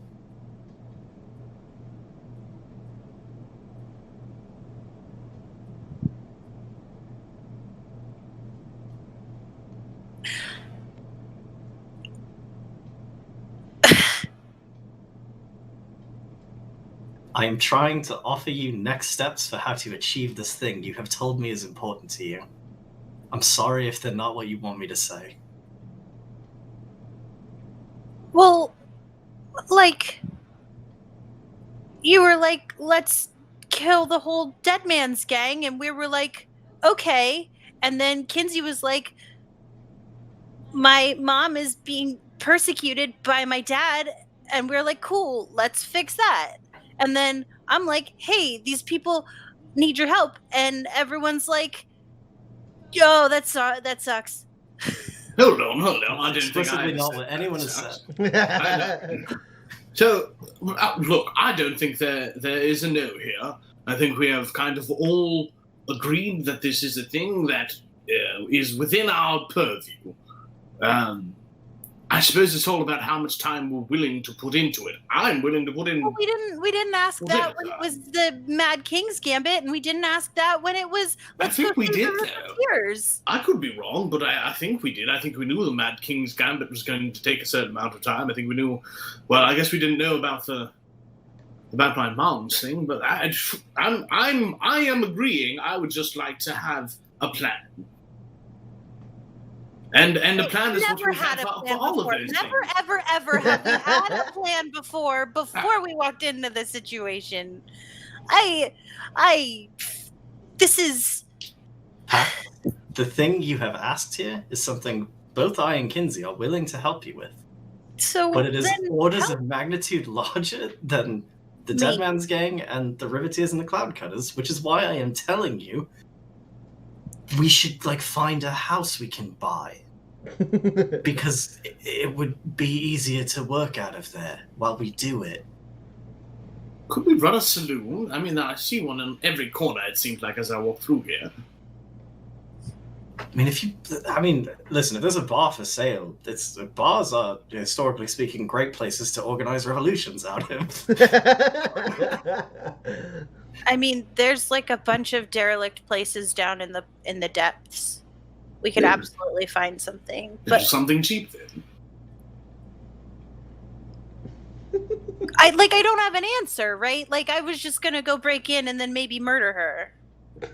Okay, and that would probably destabilize the situation, but I don't think it would stop somebody exploiting the underclass of this town for the benefit of the rich. Right, Yeah, but if I'm here for I've a seen month, the they'll just start thinking it's haunted, because I'll just kill everyone.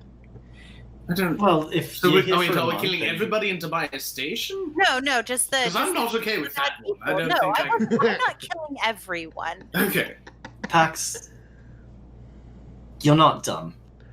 That's suicide by Tobias Station security / the family. It's just a matter of time.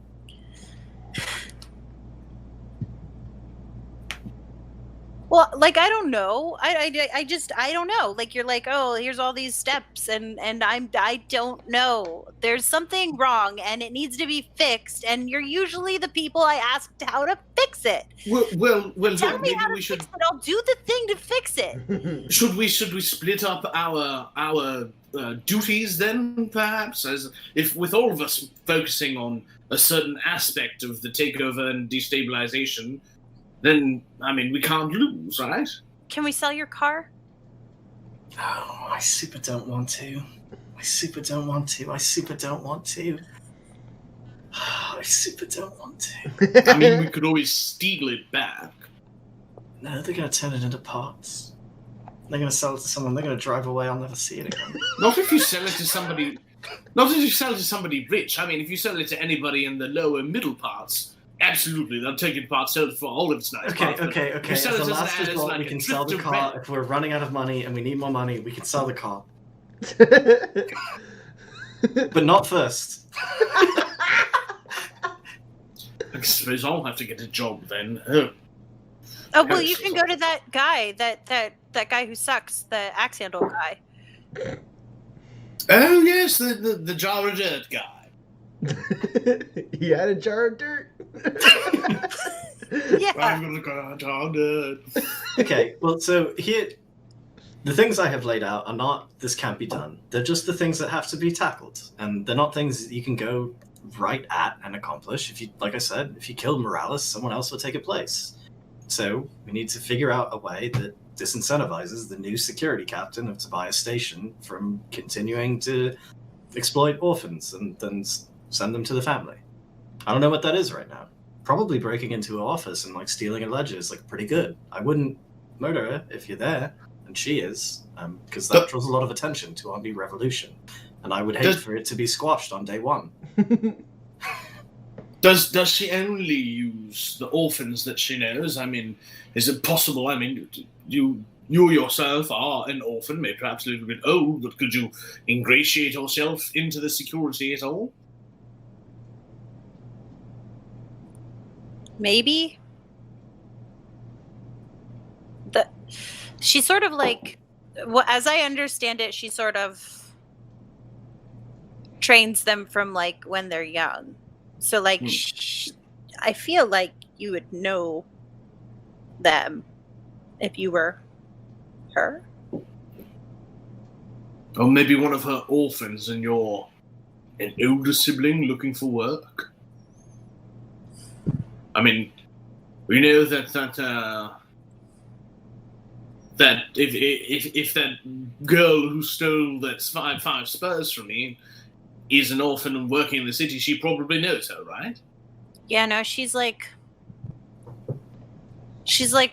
part of it, but like, I don't know how to find her exactly. I know that there's like air ducts, but I haven't explored those yet because I only had like a day. And well, I mean, it could be a possible place to start, don't you think?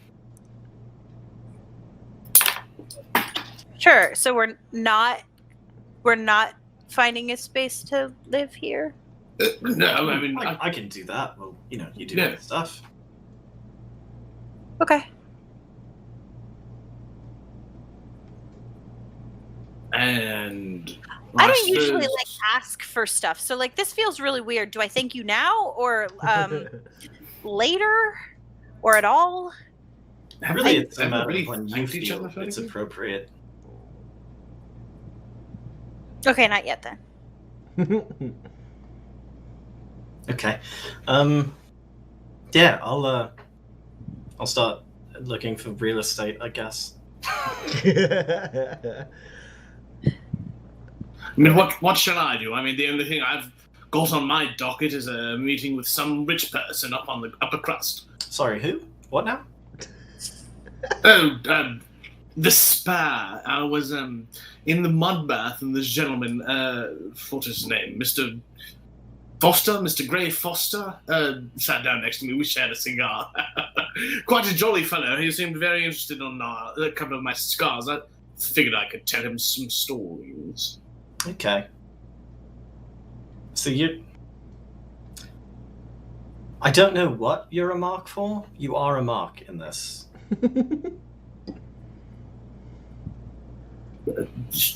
To be determined, then, or So Foster is a member of the Sheffield family out of Markham's Landing. oh, like family, family. Yes, with the capital F. Right. That's interesting. I mean, I suppose I'd seen his name in the paper, but did he say what he was here for? Only that he would be here for the next month, and that he was very bored. Interesting. No, I haven't had the occasion to meet him personally, but so you know all of the skills that I have when talking to a person. He has those, and it's not necessarily in his interest to, look after your interests the way it is mine. So be extremely careful if that's a thing you're gonna do.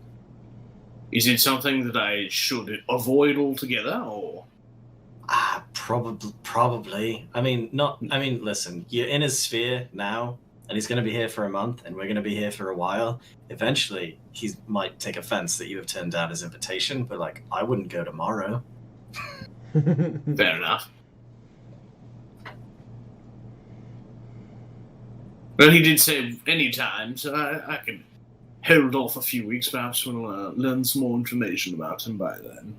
Sure. It strikes me that actually, Pax, you're sort of... I mean, listen, you're extremely well suited to skulking around and gathering information covertly, but if anyone's gonna, find the way into the seedy underbelly and gain a foothold there, because we will need them for this revolution, it's you. Uh-huh.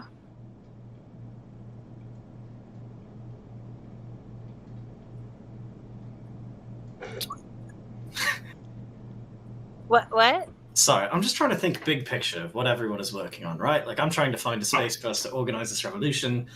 I think the underbelly and criminal element of this town that is not, under Morales' thumb would be valuable allies if we can have them and they turn out to not be, just utter pieces of shit. Oh, sure. And Yeah. you are the person sort of best suited to cultivating that. Because as soon as they ask me to, beat the shit out of someone, right, I will look bad doing it, and they will know that that's not in my skill set. That's not the only way that you get in good with Right, but eventually they ask you to beat the shit out of someone, right? I mean, sometimes they ask you to shoot them instead. Again, I will do it bad, and they will know it's not in my skill set. Okay. My point is, when they ask you to walk the walk, you can do it. Sure. Most of the time it costs a lot of money, though. Well, we're soon to be owners of a very profitable saloon, so who knows, we might be rich. Okay. Should I go look for that ledger tonight or not? I don't know. Maybe. It depends on information we have no way of knowing. If the ledger is full of things of like, here are the crimes I've done and why I did them and the people I did them with, like, that's extremely valuable. I'd love to have that. But it was just a book full of numbers, and it's, only helpful in terms of understanding the operation. It's less immediately useful. Where did you say that guy was staying? There's a place up in the upper crust called the Pearl of the Station, or just the Pearl. Okay. Sounds like a nice place. Yeah, I think the next couple days we spend better understanding all of the situations at play here.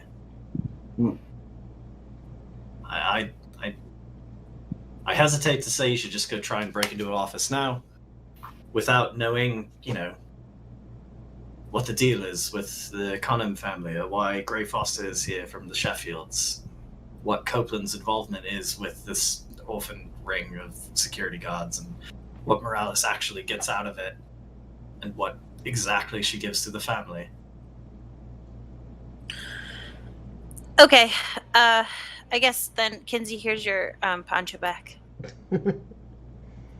Right, I did say you could borrow it. You'll get that.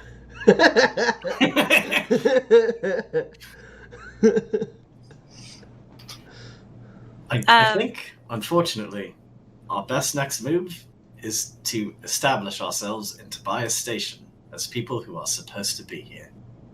Sure. So do you want me to can I rob somebody or Yeah, sure. but I don't know what helps us, I guess, is I could just whatever further establishes you in Tobias Station's criminal underworld as a person to be respected and feared is great. Okay. You're a very accomplished thief. I trust you to, vet your own jobs on that end, right? You've stolen a lot of shit. Yeah. Haven't been caught yet. Well, yeah. I mean, there was the one Other time. than the one time. Okay, but we're all just sort of forgetting. That one doesn't count. We all have agreed that one doesn't count. And we got out of that one, so did we really get caught? That's a fair point. My neck is still intact. I'm not an indentured servant. Doesn't seem caught to me. Also, I was not caught stealing. Exactly. See? Great plan. Yeah, okay. I guess in the morning I'll find a bar. Kinsey, I'm sorry, I still don't totally have a thing for you. I guess I'll find Dr. Granger. If anything, maybe he's got something I can do. You still have to go to work, though, right? Yeah, but I rolled in at noon today and they were fine with it, so... Yeah. What are you making? I mean, you said a car? You're making a car? No, it was a supercharged engine for a plane. I think I'll probably start on the grav stability harness tomorrow. It's pretty clear we're going to be here a while. Sure. Is there anything else? I could steal one. Oh, I'd rather you didn't just yet. Okay. Because I think I can probably leverage this job into just sort of paying me a little bit less, but just giving me the supplies to make the various things we need. Okay. That's a pretty sweet gig you brought there, my friend. Well, I'm a very talented man.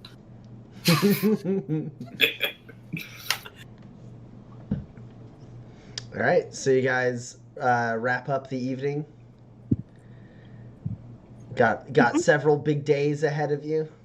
I mean, I don't think it's going to take that long to find a bar to buy. So with the next day, as we're getting a little bit later in the session, I think let's do Kinsey. You said you wanted to meet up with Anton Granger. Yes. That's like going to be the thing you're doing tomorrow morning ish. Yes. Okay, cool. So we'll do that, and then we'll wrap up for the night. Perfect. So the next day, Kinsey, you go down and you experience the same thing Pax did, right? You find your way down into the subterranean levels of the Tobias Station, and sure enough, like the air is stale. The fixtures are old and like corroded. It's not great down here. A stark difference from what you saw at the up in the upper crust, right? Right. So you do find your way to Anton Granger's lab, and you kind of like, I don't know, do you knock? It's like basically it's a big, large like metal door, like many of the other doors down here, with like a button you can press and it will slide open. I suppose if it seems like the type of door I should knock on, I will knock on it. Okay. Yeah, you boom, boom, boom, boom. It's open! Done that. I walk right in. You open up the door. It opens a little better than some of the other doors down here. And Anton Granger's lab is cluttered with plants and the hissing sound of like misters and pumps. Walking through, you can tell a healthy helping of these plants originate from the garden. There's also quite a few plants you recognize here from the wastes. There's small trees, brushes, flowers, vines. Go ahead and roll the defense test for me real quick. Okay.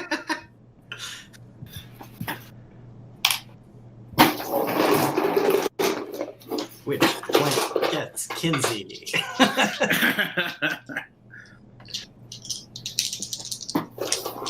And all these plants are like clustered in like, you walk into like kind of a small room. It's very brightly lit, especially kind of shocking for down here, right? All the lights here are like relatively dim. But this one's like very, very well lit, a cleaner looking room. It kind of opens up into an L-shaped room that seems to go deeper into his lab. But all these, like, it becomes claustrophobic as all of these plants are just like everywhere. It's almost like you've walked into a jungle. Sure. That's a high of 8 on my defense test. Okay. So you're walking through, you're like a little shocked by everything. You see some vines, you see like some very nice flowers. You walk over, you smell them, you're like, it smells of the garden, which is like kind of nice. And then you see movement out of the corner of your eye, and you pull back just in time as a snake vine lashes out at you with its like many-toothed like maw to try and like grab onto you. You're like pull back away from it, but it's not able to get you, and then it kind of like moves back and then just looks like a normal vine. Cheeky. As you kind of move along that L side, you do hear a commotion down the ways. And you hear, and it sounds like fire almost. And you actually smell a little bit of smoke. And as you kind of walk in, there's like this like draped plastic like curtain with like multiple little like slats, and you're able to kind of like push them off to the side and walk in. And you see Anton Granger with like a welding mask down over his face and like big, thick like gauntleted gloves that go up to his elbows. He is holding a thin like flamethrower. And he is, there's like a water feature in this room that kind of like takes up half of it. It's kind of like elevated, almost fountain-like pond. And he is torching this crimson-colored like weed that seems to be moving back away from from the flames. It looks like it's overgrown over the edge of the water feature, and he's torching it, and it's like not just burning, it's pulling back into the water. And this weed kind of floats and covers over the entire water. And you know that this like crimson colored weed is native to the wastes. Yeah. And he's, and then he sees you, and Greek opens it up, and he goes, "Hello. Just what was the name again? I remember you. I remember you from the axe handles and the car and everything. Yes." Yes.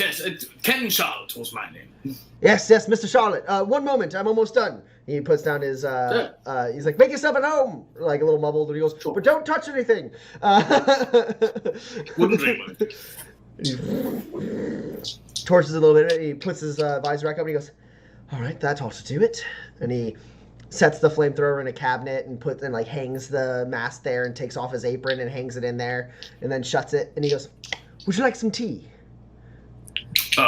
Please. Excellent. Okay. Is iced tea all right? It gets rather hot down here. You know, that sounds very refreshing. I'd quite enjoy that. Excellent, of course. What is the name of the weed that he was torching? You can roll survival. We'll Yep. put it at a minus, just a -3.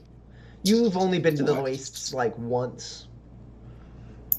But I am recalling an aspect of nature. You are, so it ends up being, I think, no modifier because you're. No, it's a -1. Yeah, it's a My minus. survival kit doesn't know. Unless you want to take samples, but I think even with your bad blend, I think even you would know that might be a little rude.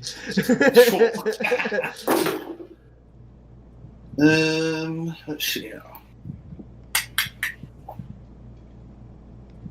Is this a pose? It's not right. Nope. I think I am going to add. I've only got 2 successes. I'd like to get a third because I feel like it'd be impressive. So I'm going to twist the knife. Okay. So there's a few different names for this weed. The one you know it by is just the Crimson Crawl. That's what people who live in the wastes call it. It's this creeping kind of carnivorous weed that floats on the surface of the waters in the wastes, and it just like grows and grows, and it's kind of vampiric. It actually it feeds on a lot of different things, but you know that like part of the way it sustains and grows is like fish get too close to it, get stuck, like get wrapped up in it, and then it like sucks them dry. And the same is true for like small like critters and everything that like try to drink from the water. If they drink from water that has the Crimson Crawl on it, they so like anytime anyone in the waste is like going through the water, they say like avoid those areas, or if you're in those areas, do not touch the water, because it will like quickly like kind of grow up on like someone's arm and like pull them in and like kind of entangle them, and then effectively like it's like a leech weed. It draws all the blood out of a person. So you know that what Anton Granger is doing is he's basically stunting its growth with fire. It's not like a thing that is like common at all. It's not like people just do that, but like basically you can't kill the Crimson Crawl. It like pervades like entire regions, right?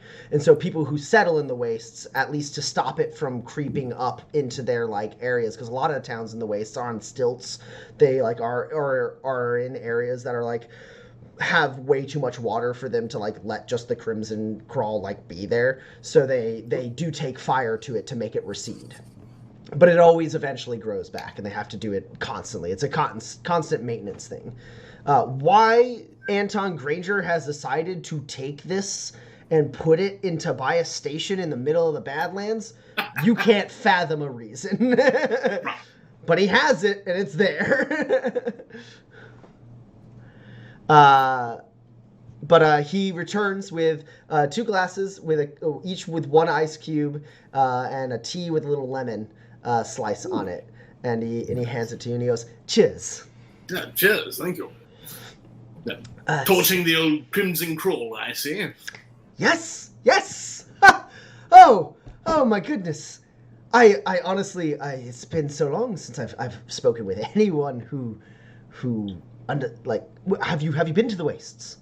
Oh, I've spent some time in the West. Yes. Yes. The locals. I mean, I don't know why you would have this here. I know this is quite a pain for the locals. Oh, it's quite dangerous. Yes, most Yeah. of the things here are. Well, yes. Also, that snake vine almost caught me off guard. But reflexes and all that. I tried to move them away from the door, but they wilt when I do, so I leave them there. And They I do like suppose, fresh air. Yes. yes. But that you didn't come here to talk about plants. You came here looking for work. You're a drifter, yes. I am. Yes. Excellent. I'm sorry, I do seem to recall you had 2 compatriots. Were they temporary? Are you alone now? Just for the moment. I don't know if we're going to meet up again later, but we're just taking some time off for the moment, and I could use some spurs. The work I had in mind might be a bit much for one man to do alone. I am an extraordinary man.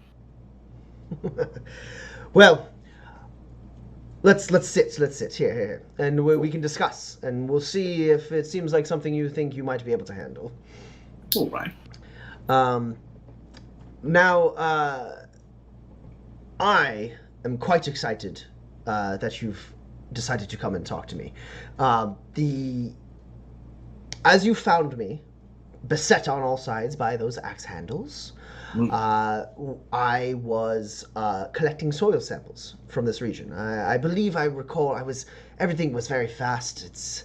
I was quite dehydrated, and I believe I talked to you of my goal for this region of the Badlands. It is notoriously inhospitable for humans, and I'm hoping to see if I can remedy that. And so I was collecting soil samples from around the entire region to try to find something that would work with my formula, and I think I may have found an area that will work as an experiment. Now, of course, I have no desire to go back out there again, and so I was hoping to hire you and your friends to take these devices that I've created and plant them in a certain region in the Badlands, and hopefully soon, because the wet season is coming, and I want these devices are designed to inject nutrients into the soil and promote growth. And if the water comes, then perhaps, just maybe, we are able to create our own oasis, and from there produce growth further, and eventually, perhaps, I may be getting ahead of myself, but perhaps we can produce growth in the Badlands. A Badlands no more. A garden for the planet. So you're just trying to basically bend nature to your will. Yes, With of course. these, Yes. You have the right to devices. it. Yes, I have these devices. Interesting. I'd like to plant them in the earth and tell the earth to do what I want. That's quite an undertaking. Indeed. But, I mean, if somebody as intelligent as you certainly knows their stuff, I assume. Yes. Oh, well, I mean, there's always setbacks in any endeavor, and I'm sure it will take years for me to realize my true vision, and I may even have to. I am willing to admit that I may even not live to see the fruits of my labor, but if I can get the science moving forward, and I can publish papers showing my findings, once I grow old and wilt away like any living creature does, another brilliant mind will pick up where I left off, and eventually we will find the way to coax this land into what we need it to be. That is a fascinating undertaking. But I go on. For you, it is a simple task. You take 3 devices north of Tobias Station, you plant them in the ground in areas that I designate, and from there, you get paid. Now, I was planning on paying 3 of you. I had set some money aside. I did happen to get a grant from Markham's Landing for my research. So, it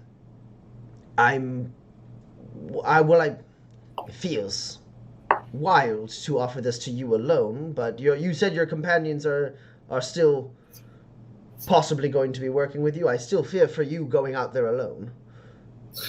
I'm sure I could find them somewhere within the confines of the city, if it would help it go faster. But where have you designated? Show me on the map. Did you just call Tobias Station a city? How quaint. Sorry. I'm split. Addie has disappeared. I'm over here. This is me.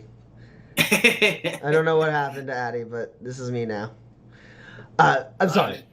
As I was saying, I was planning on paying 3... Oh, I'm Pax now. What's up? What crimes are you doing? All of them. Oh. Yeah. I dabble. This is so weird. I feel so weird being over here. Oh. She's back. All right, cool. She survives. Oh, there is an echo. I don't think we're coming through your headphones. Yeah, okay, she's muted herself. She's going to fix it. So, he goes, but I was planning on paying 3 of you. I assumed the work would be quite dangerous, so I was thinking 10 spurs ahead for the people you bring out, assuming it was 3. Don't go and find more people. I don't have that much money. But yes, I mean, if you're able to do it alone, I suppose I've set aside 30 spurs for this job. So 30 spurs is what I'm offering. But I really must insist you find some help. You do seem like a well-schooled man. You are aware of the crawling and the snake vines. In fact, a skill like that could be helpful. You might be able to suss out certain... There's nuances on where I think this might work, and I'm hoping a man with the skills that you seem to have might be able to identify the areas that are most likely to produce growth. I think I can certainly help you identify where such places would be, such devices would be most helpful. I think 30 spurs is a fair amount. It's more than a fair amount, I believe. But, like I said, I want this to be done. I have the money to pay. And you 3 saved my life. The way I see it, I'm paying you for that as well. Very jealous of you. Well, I'll take on the job. I also have to ask you, would you be interested at all in some jumping yuppie seeds? I mean, absolutely. Yes, absolutely. That is, I mean, you've collected them and they're intact.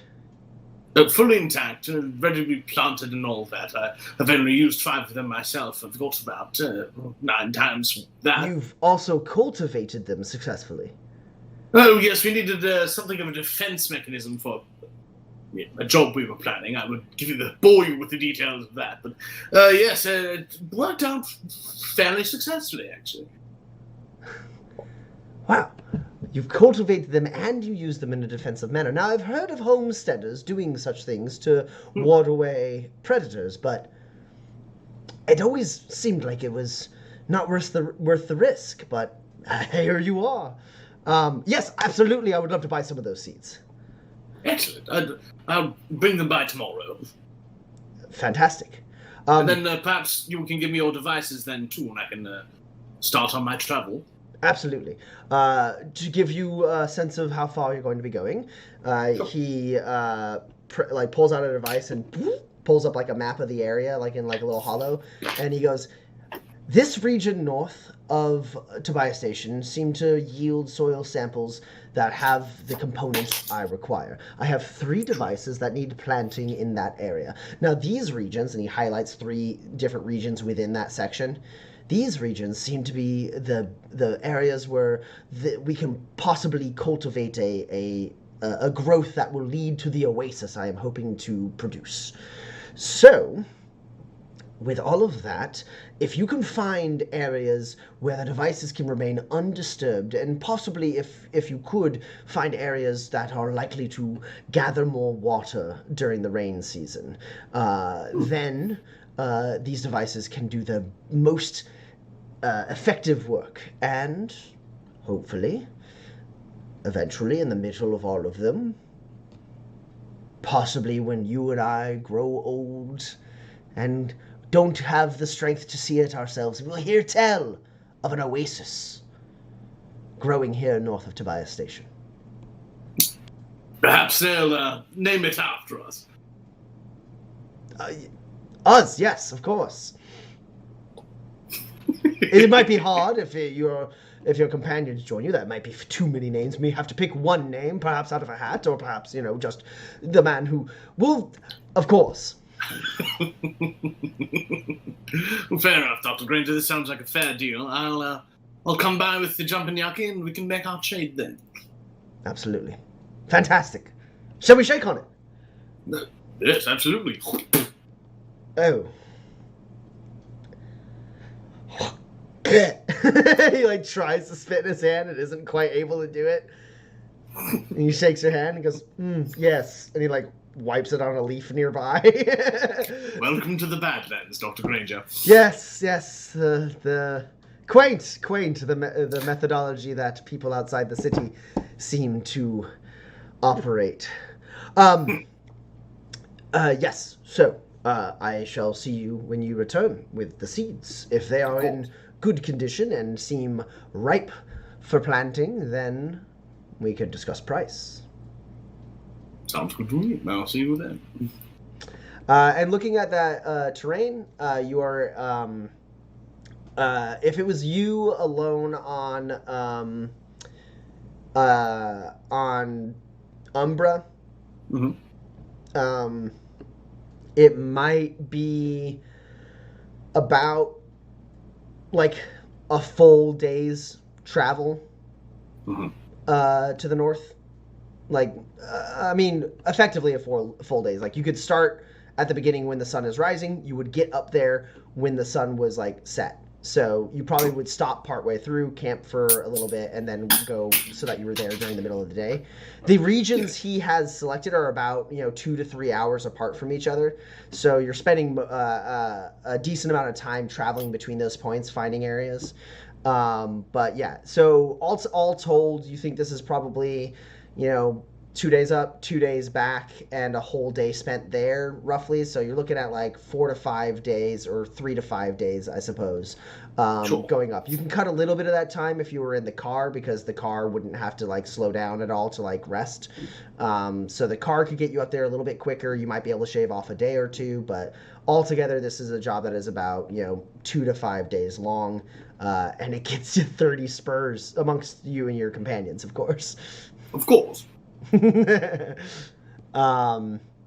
that is the job that is set before you, and with those details disseminated so that you guys can plot your evil plots for the week, that is where we will end tonight's session.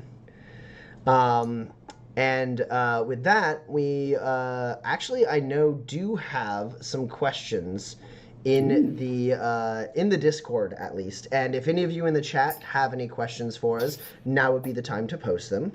But we were off for a week, so we accumulated quite a few questions. So let's see what we got. Ooh, more cool stuff in the general chat. I'll look at that later. All right. Argitlam asks, is there an underground railroad for indentured servants? I know Pax has, in the past, liberated her share of servants, or at least destroyed the records, but a loosely organized cell-based freedom group seems like a natural fit here. The thing... I'm not going to do a super deep dive into indentured. You'll have to wait until the until the Kickstarter update that goes super deep into it. The servitude on Manifest is kind of based on Law and Order first. It was kind of grown out of a thing during the departure where people who couldn't afford to like come to Manifest to work like signed onto contracts, and then the wormhole closed, and then they were stuck here, and so they like fiddled how the contracts work a little bit. But basically, after the factory wars, instead of setting up like a massive prison complex, the governors kind of inherited this servitude contract to kind of deal with it. So basically, if you do a crime that isn't so bad that you would get like hung for it, hanged for it, you might you might get basically assigned like a contract. It's like your debt to society, and you're given what is the equivalent of a very low wage for the work that you end up having to do. And the reason for that is because the wage that you're not being paid is presumably paying off that debt to society. And the most unjust thing about that system is that that debt can be inherited. So like if you run away, your closest relative inherits your debt and is put into servitude.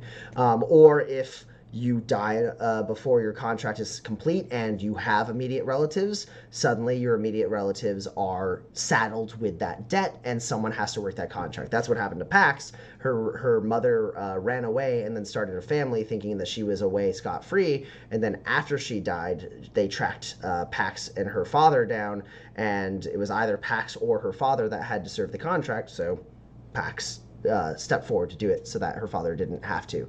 And then once he died of natural causes, then she was like, I don't have any close relatives. Bang, bang, bang. You're muted, Addie.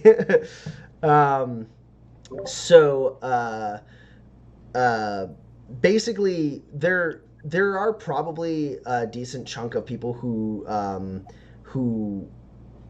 endeavor to like deal with the injustices of that.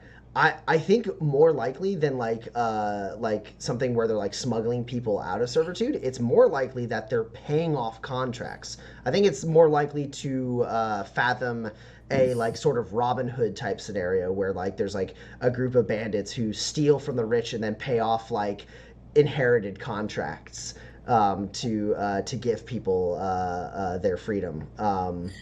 Addie, you might be able to speak a little bit more if there's more to the lore. Of course, we don't want to do a super deep dive on indentured until we're released the thing.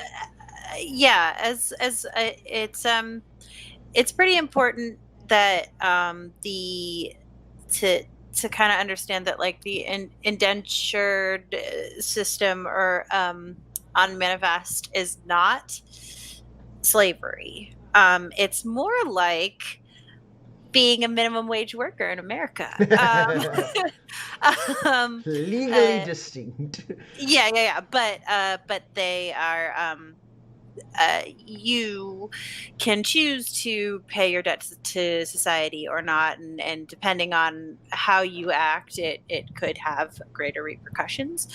There are people who elect to still go into that, especially to get out of sort of like an urchin lifestyle, or extremely poor, being like because your basic needs, unless you are working for a bad guy that you would have in a campaign, like it is like moderated by the governors and the militia. So like your basic needs of like food and clothing and housing are all there's like there's like auditors, like inspectors who if you are someone who has been authorized to take people's buy people's contracts and put them to work, if you are someone who is authorized to do that, you are checked in by inspectors to make sure that you are not abusing the workers, but like Addie was saying, like a bad guy might like pay off that inspector to look the other way, and that's when drifters come in. That's when a gunslinger comes in and shoots you. But basically there's not necessarily like a railroad, like an underground railroad type situation. It is more like what Tommy would say, where it would be like people would buy off the contracts or buy the contracts and then release them. So it is tough though, because sometimes bandits try to get in on that to get their own people out. It's an imperfect system. But yeah, not necessarily like an underground railroad, but there are some definite organizations and drifters who are working to against that system. Yeah, and you could always go Pax's route and just be like, what if we were all illegally removed from the system and we just burn all our contracts and run away? No proof. There's no proof. There's Run no away. proof. It's fine. They won't ever find me and cart me to Alanistead. Okay, so Argalam had another question, which is, oh dear. I know that hard caliber is a mod for pistols, gunslingers being what they are. It is their holy avenger. And I seem to recall the mention of Quick Brick McGraw and his Brick of Judgment. Is hard caliber an option for rifles, shotguns, and chain guns as well? At the goofiest end of the spectrum is a hard caliber bed-mounted missile launcher an option. So I know Dan wants to speak to this a little bit since he's the one who friggin' made Quick Brick McGraw. Fastest brick in the West. But what I will say is that hard caliber, as the rules of Manifest are made, is only a thing for light firearms. The technology that leads to things becoming like tempered for hard caliber, that kind of like supercharged firearm weapon, anytime it was ever attempted to be put into something larger than a pistol, there were catastrophic results. And so hard caliber is only for pistols. It's not for like medium firearms or anything like that. Dan, would you like to mention, talk about Quick Brick McGraw from your one shot that you ran at Gen Con? So the thing about Quick Brick, one, I don't think. Listen, if Tommy's running the game, you will never be allowed to put hard caliber on anything that is not a light firearm. That said, the mod system in Manifest makes it really easy to make items special by just giving them a mod they're not allowed to have. Yep. So like in the extreme, you get a hard caliber brick, because I thought of the name Quick Brick McGraw, and then I thought, what does that even do? What is that? I guess he throws a brick at people. What's like a thrown weapon? This damage sucks. Hard caliber brick though. But actually, like, McGraw's whole gang was made up of people who had guns that were special because they had mods they weren't allowed to have, and they were like a lot more realistic. So like, he had a sniper who had the sight window on his rifle, which is supposed to be like a projectile weapon only. It's designed for like bow people to be able to make called shots easier. So like, here is this one rifle on Manifest that is now like a legendary weapon because it has a mod that gives you it reduces the penalty of called shots by 1, and that's like not game breaking, and immediately makes that gun memorable and special. And like, that is something that is accomplished by Manifest's mod system being like very robust and having rules about what can go where, because you can break them in small ways without like ruining anything, and you make something just immediately cool. Yeah, that's my go-to for making any kind of special, like unique, legendary like item, is to just like break one rule, like give, you know, like melee weapons are only allowed like 1 tech mod. Give them 2, and suddenly it's insane. And there was the repeating laser rifle from the end of Waypoint. Yeah. If you have cheater. like lasers, a firing mod, you're only allowed 1 firing mod on a firearm. But if you want to break the rules a little bit and make a legendary weapon, you do a laser rifle that also has like full auto, and suddenly it's like, this is a lost piece of technology from like the old world, and it's a rifle that can shoot, a laser rifle that can shoot full auto, and it's like, we all gotta run. This is insane. This is bad. It is unsafe. Yeah. All right. So Argatlam has some more questions. As he says in the chat right now, he had a bucket of questions. I know we've dealt with Insight Ghost Possession in the past, and that possessed items are a thing that exist.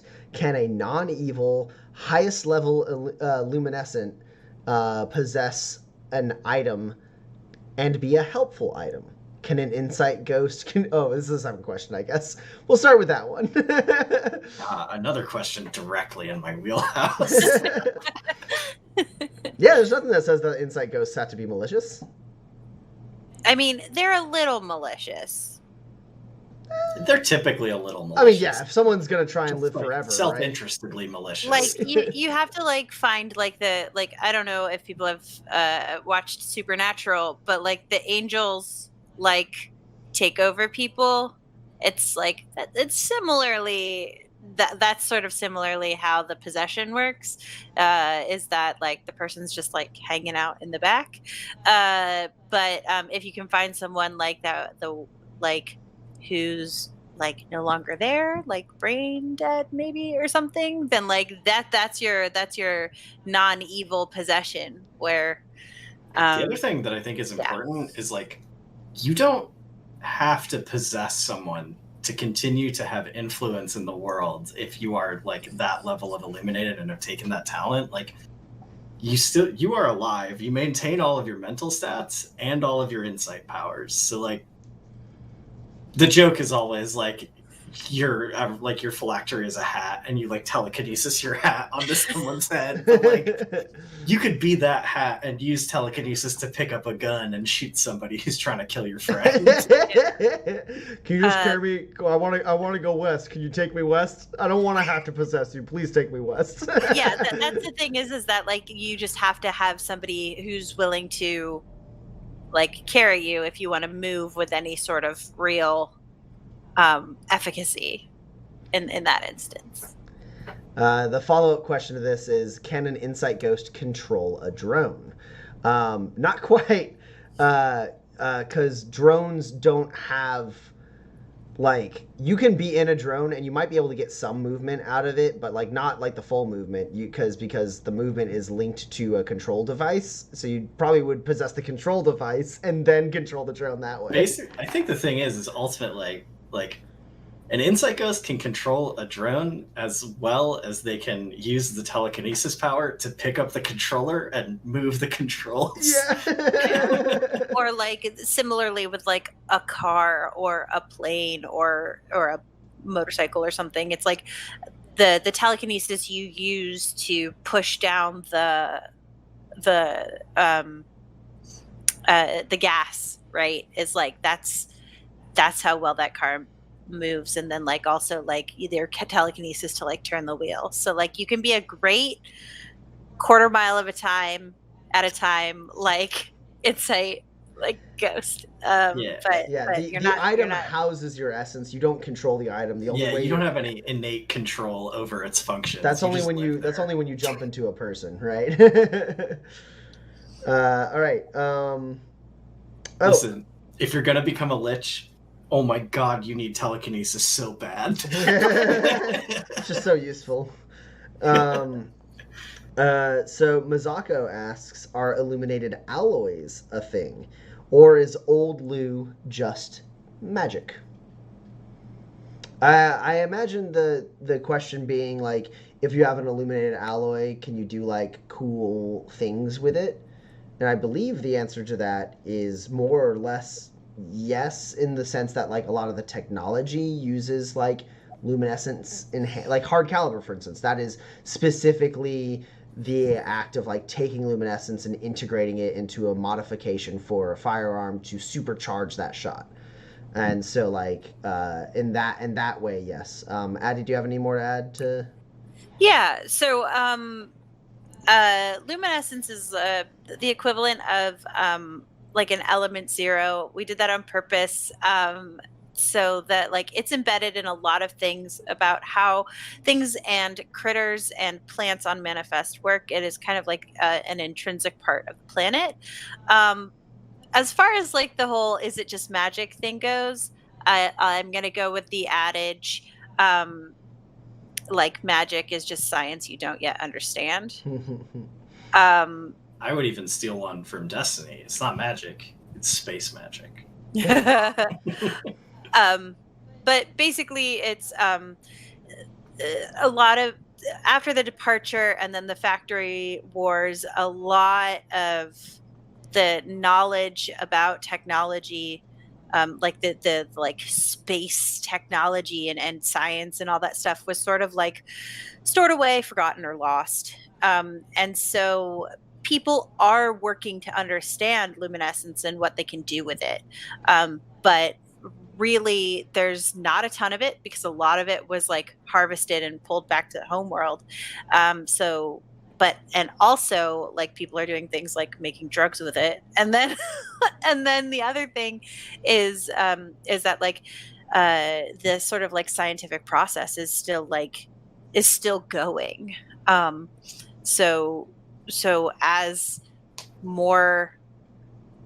time passes on Manifest, more and more things can be done with luminescence. So it's not magic. There is science behind it. We just don't know what that science is yet. Space magic. Space magic.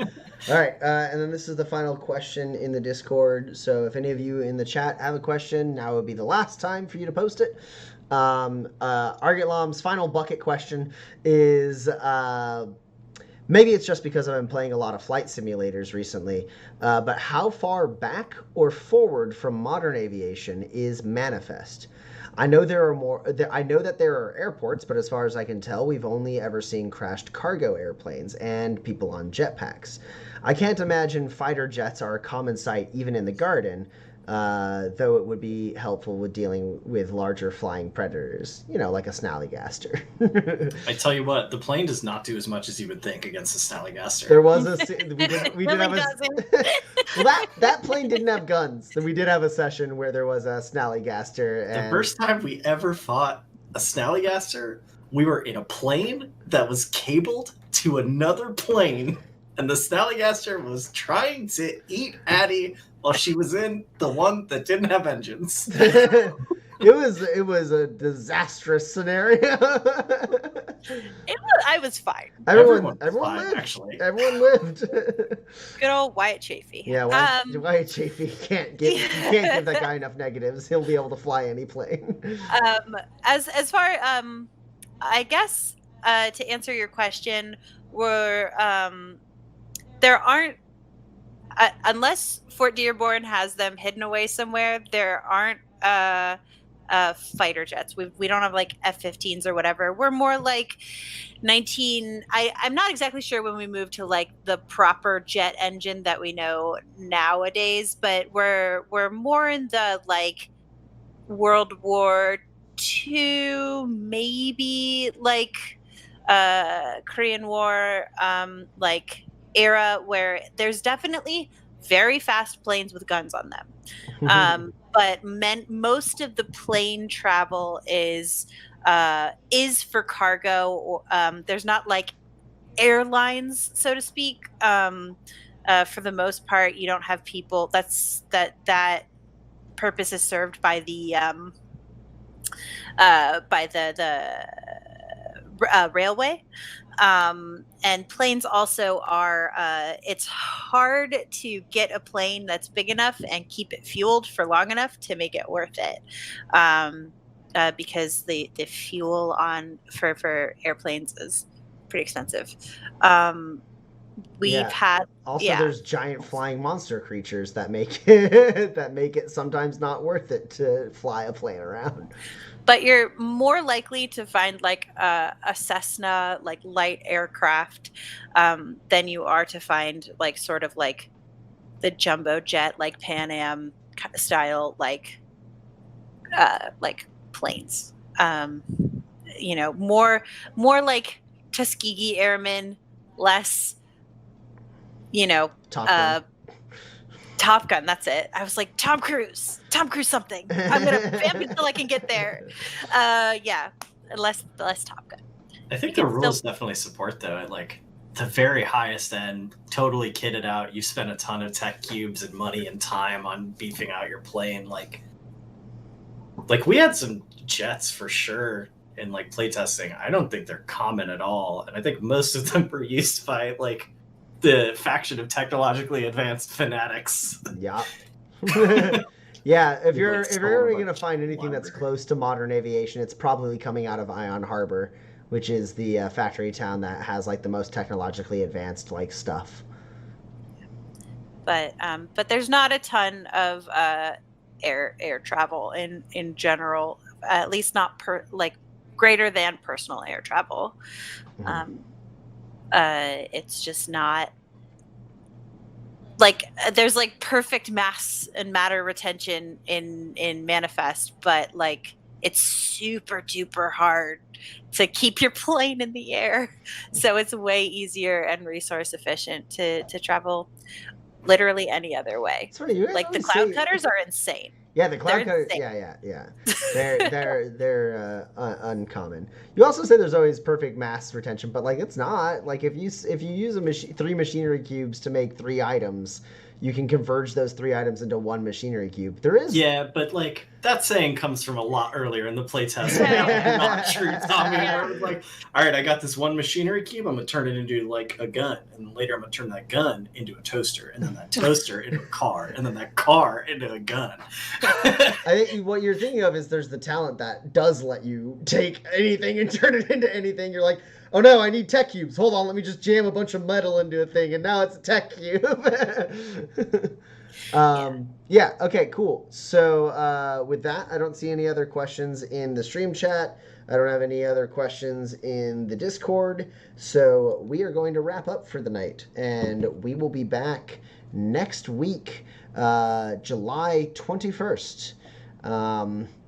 We'll see what happens with this plan to overthrow Tobias Station, or at least maybe kill some people. It's gonna get wild.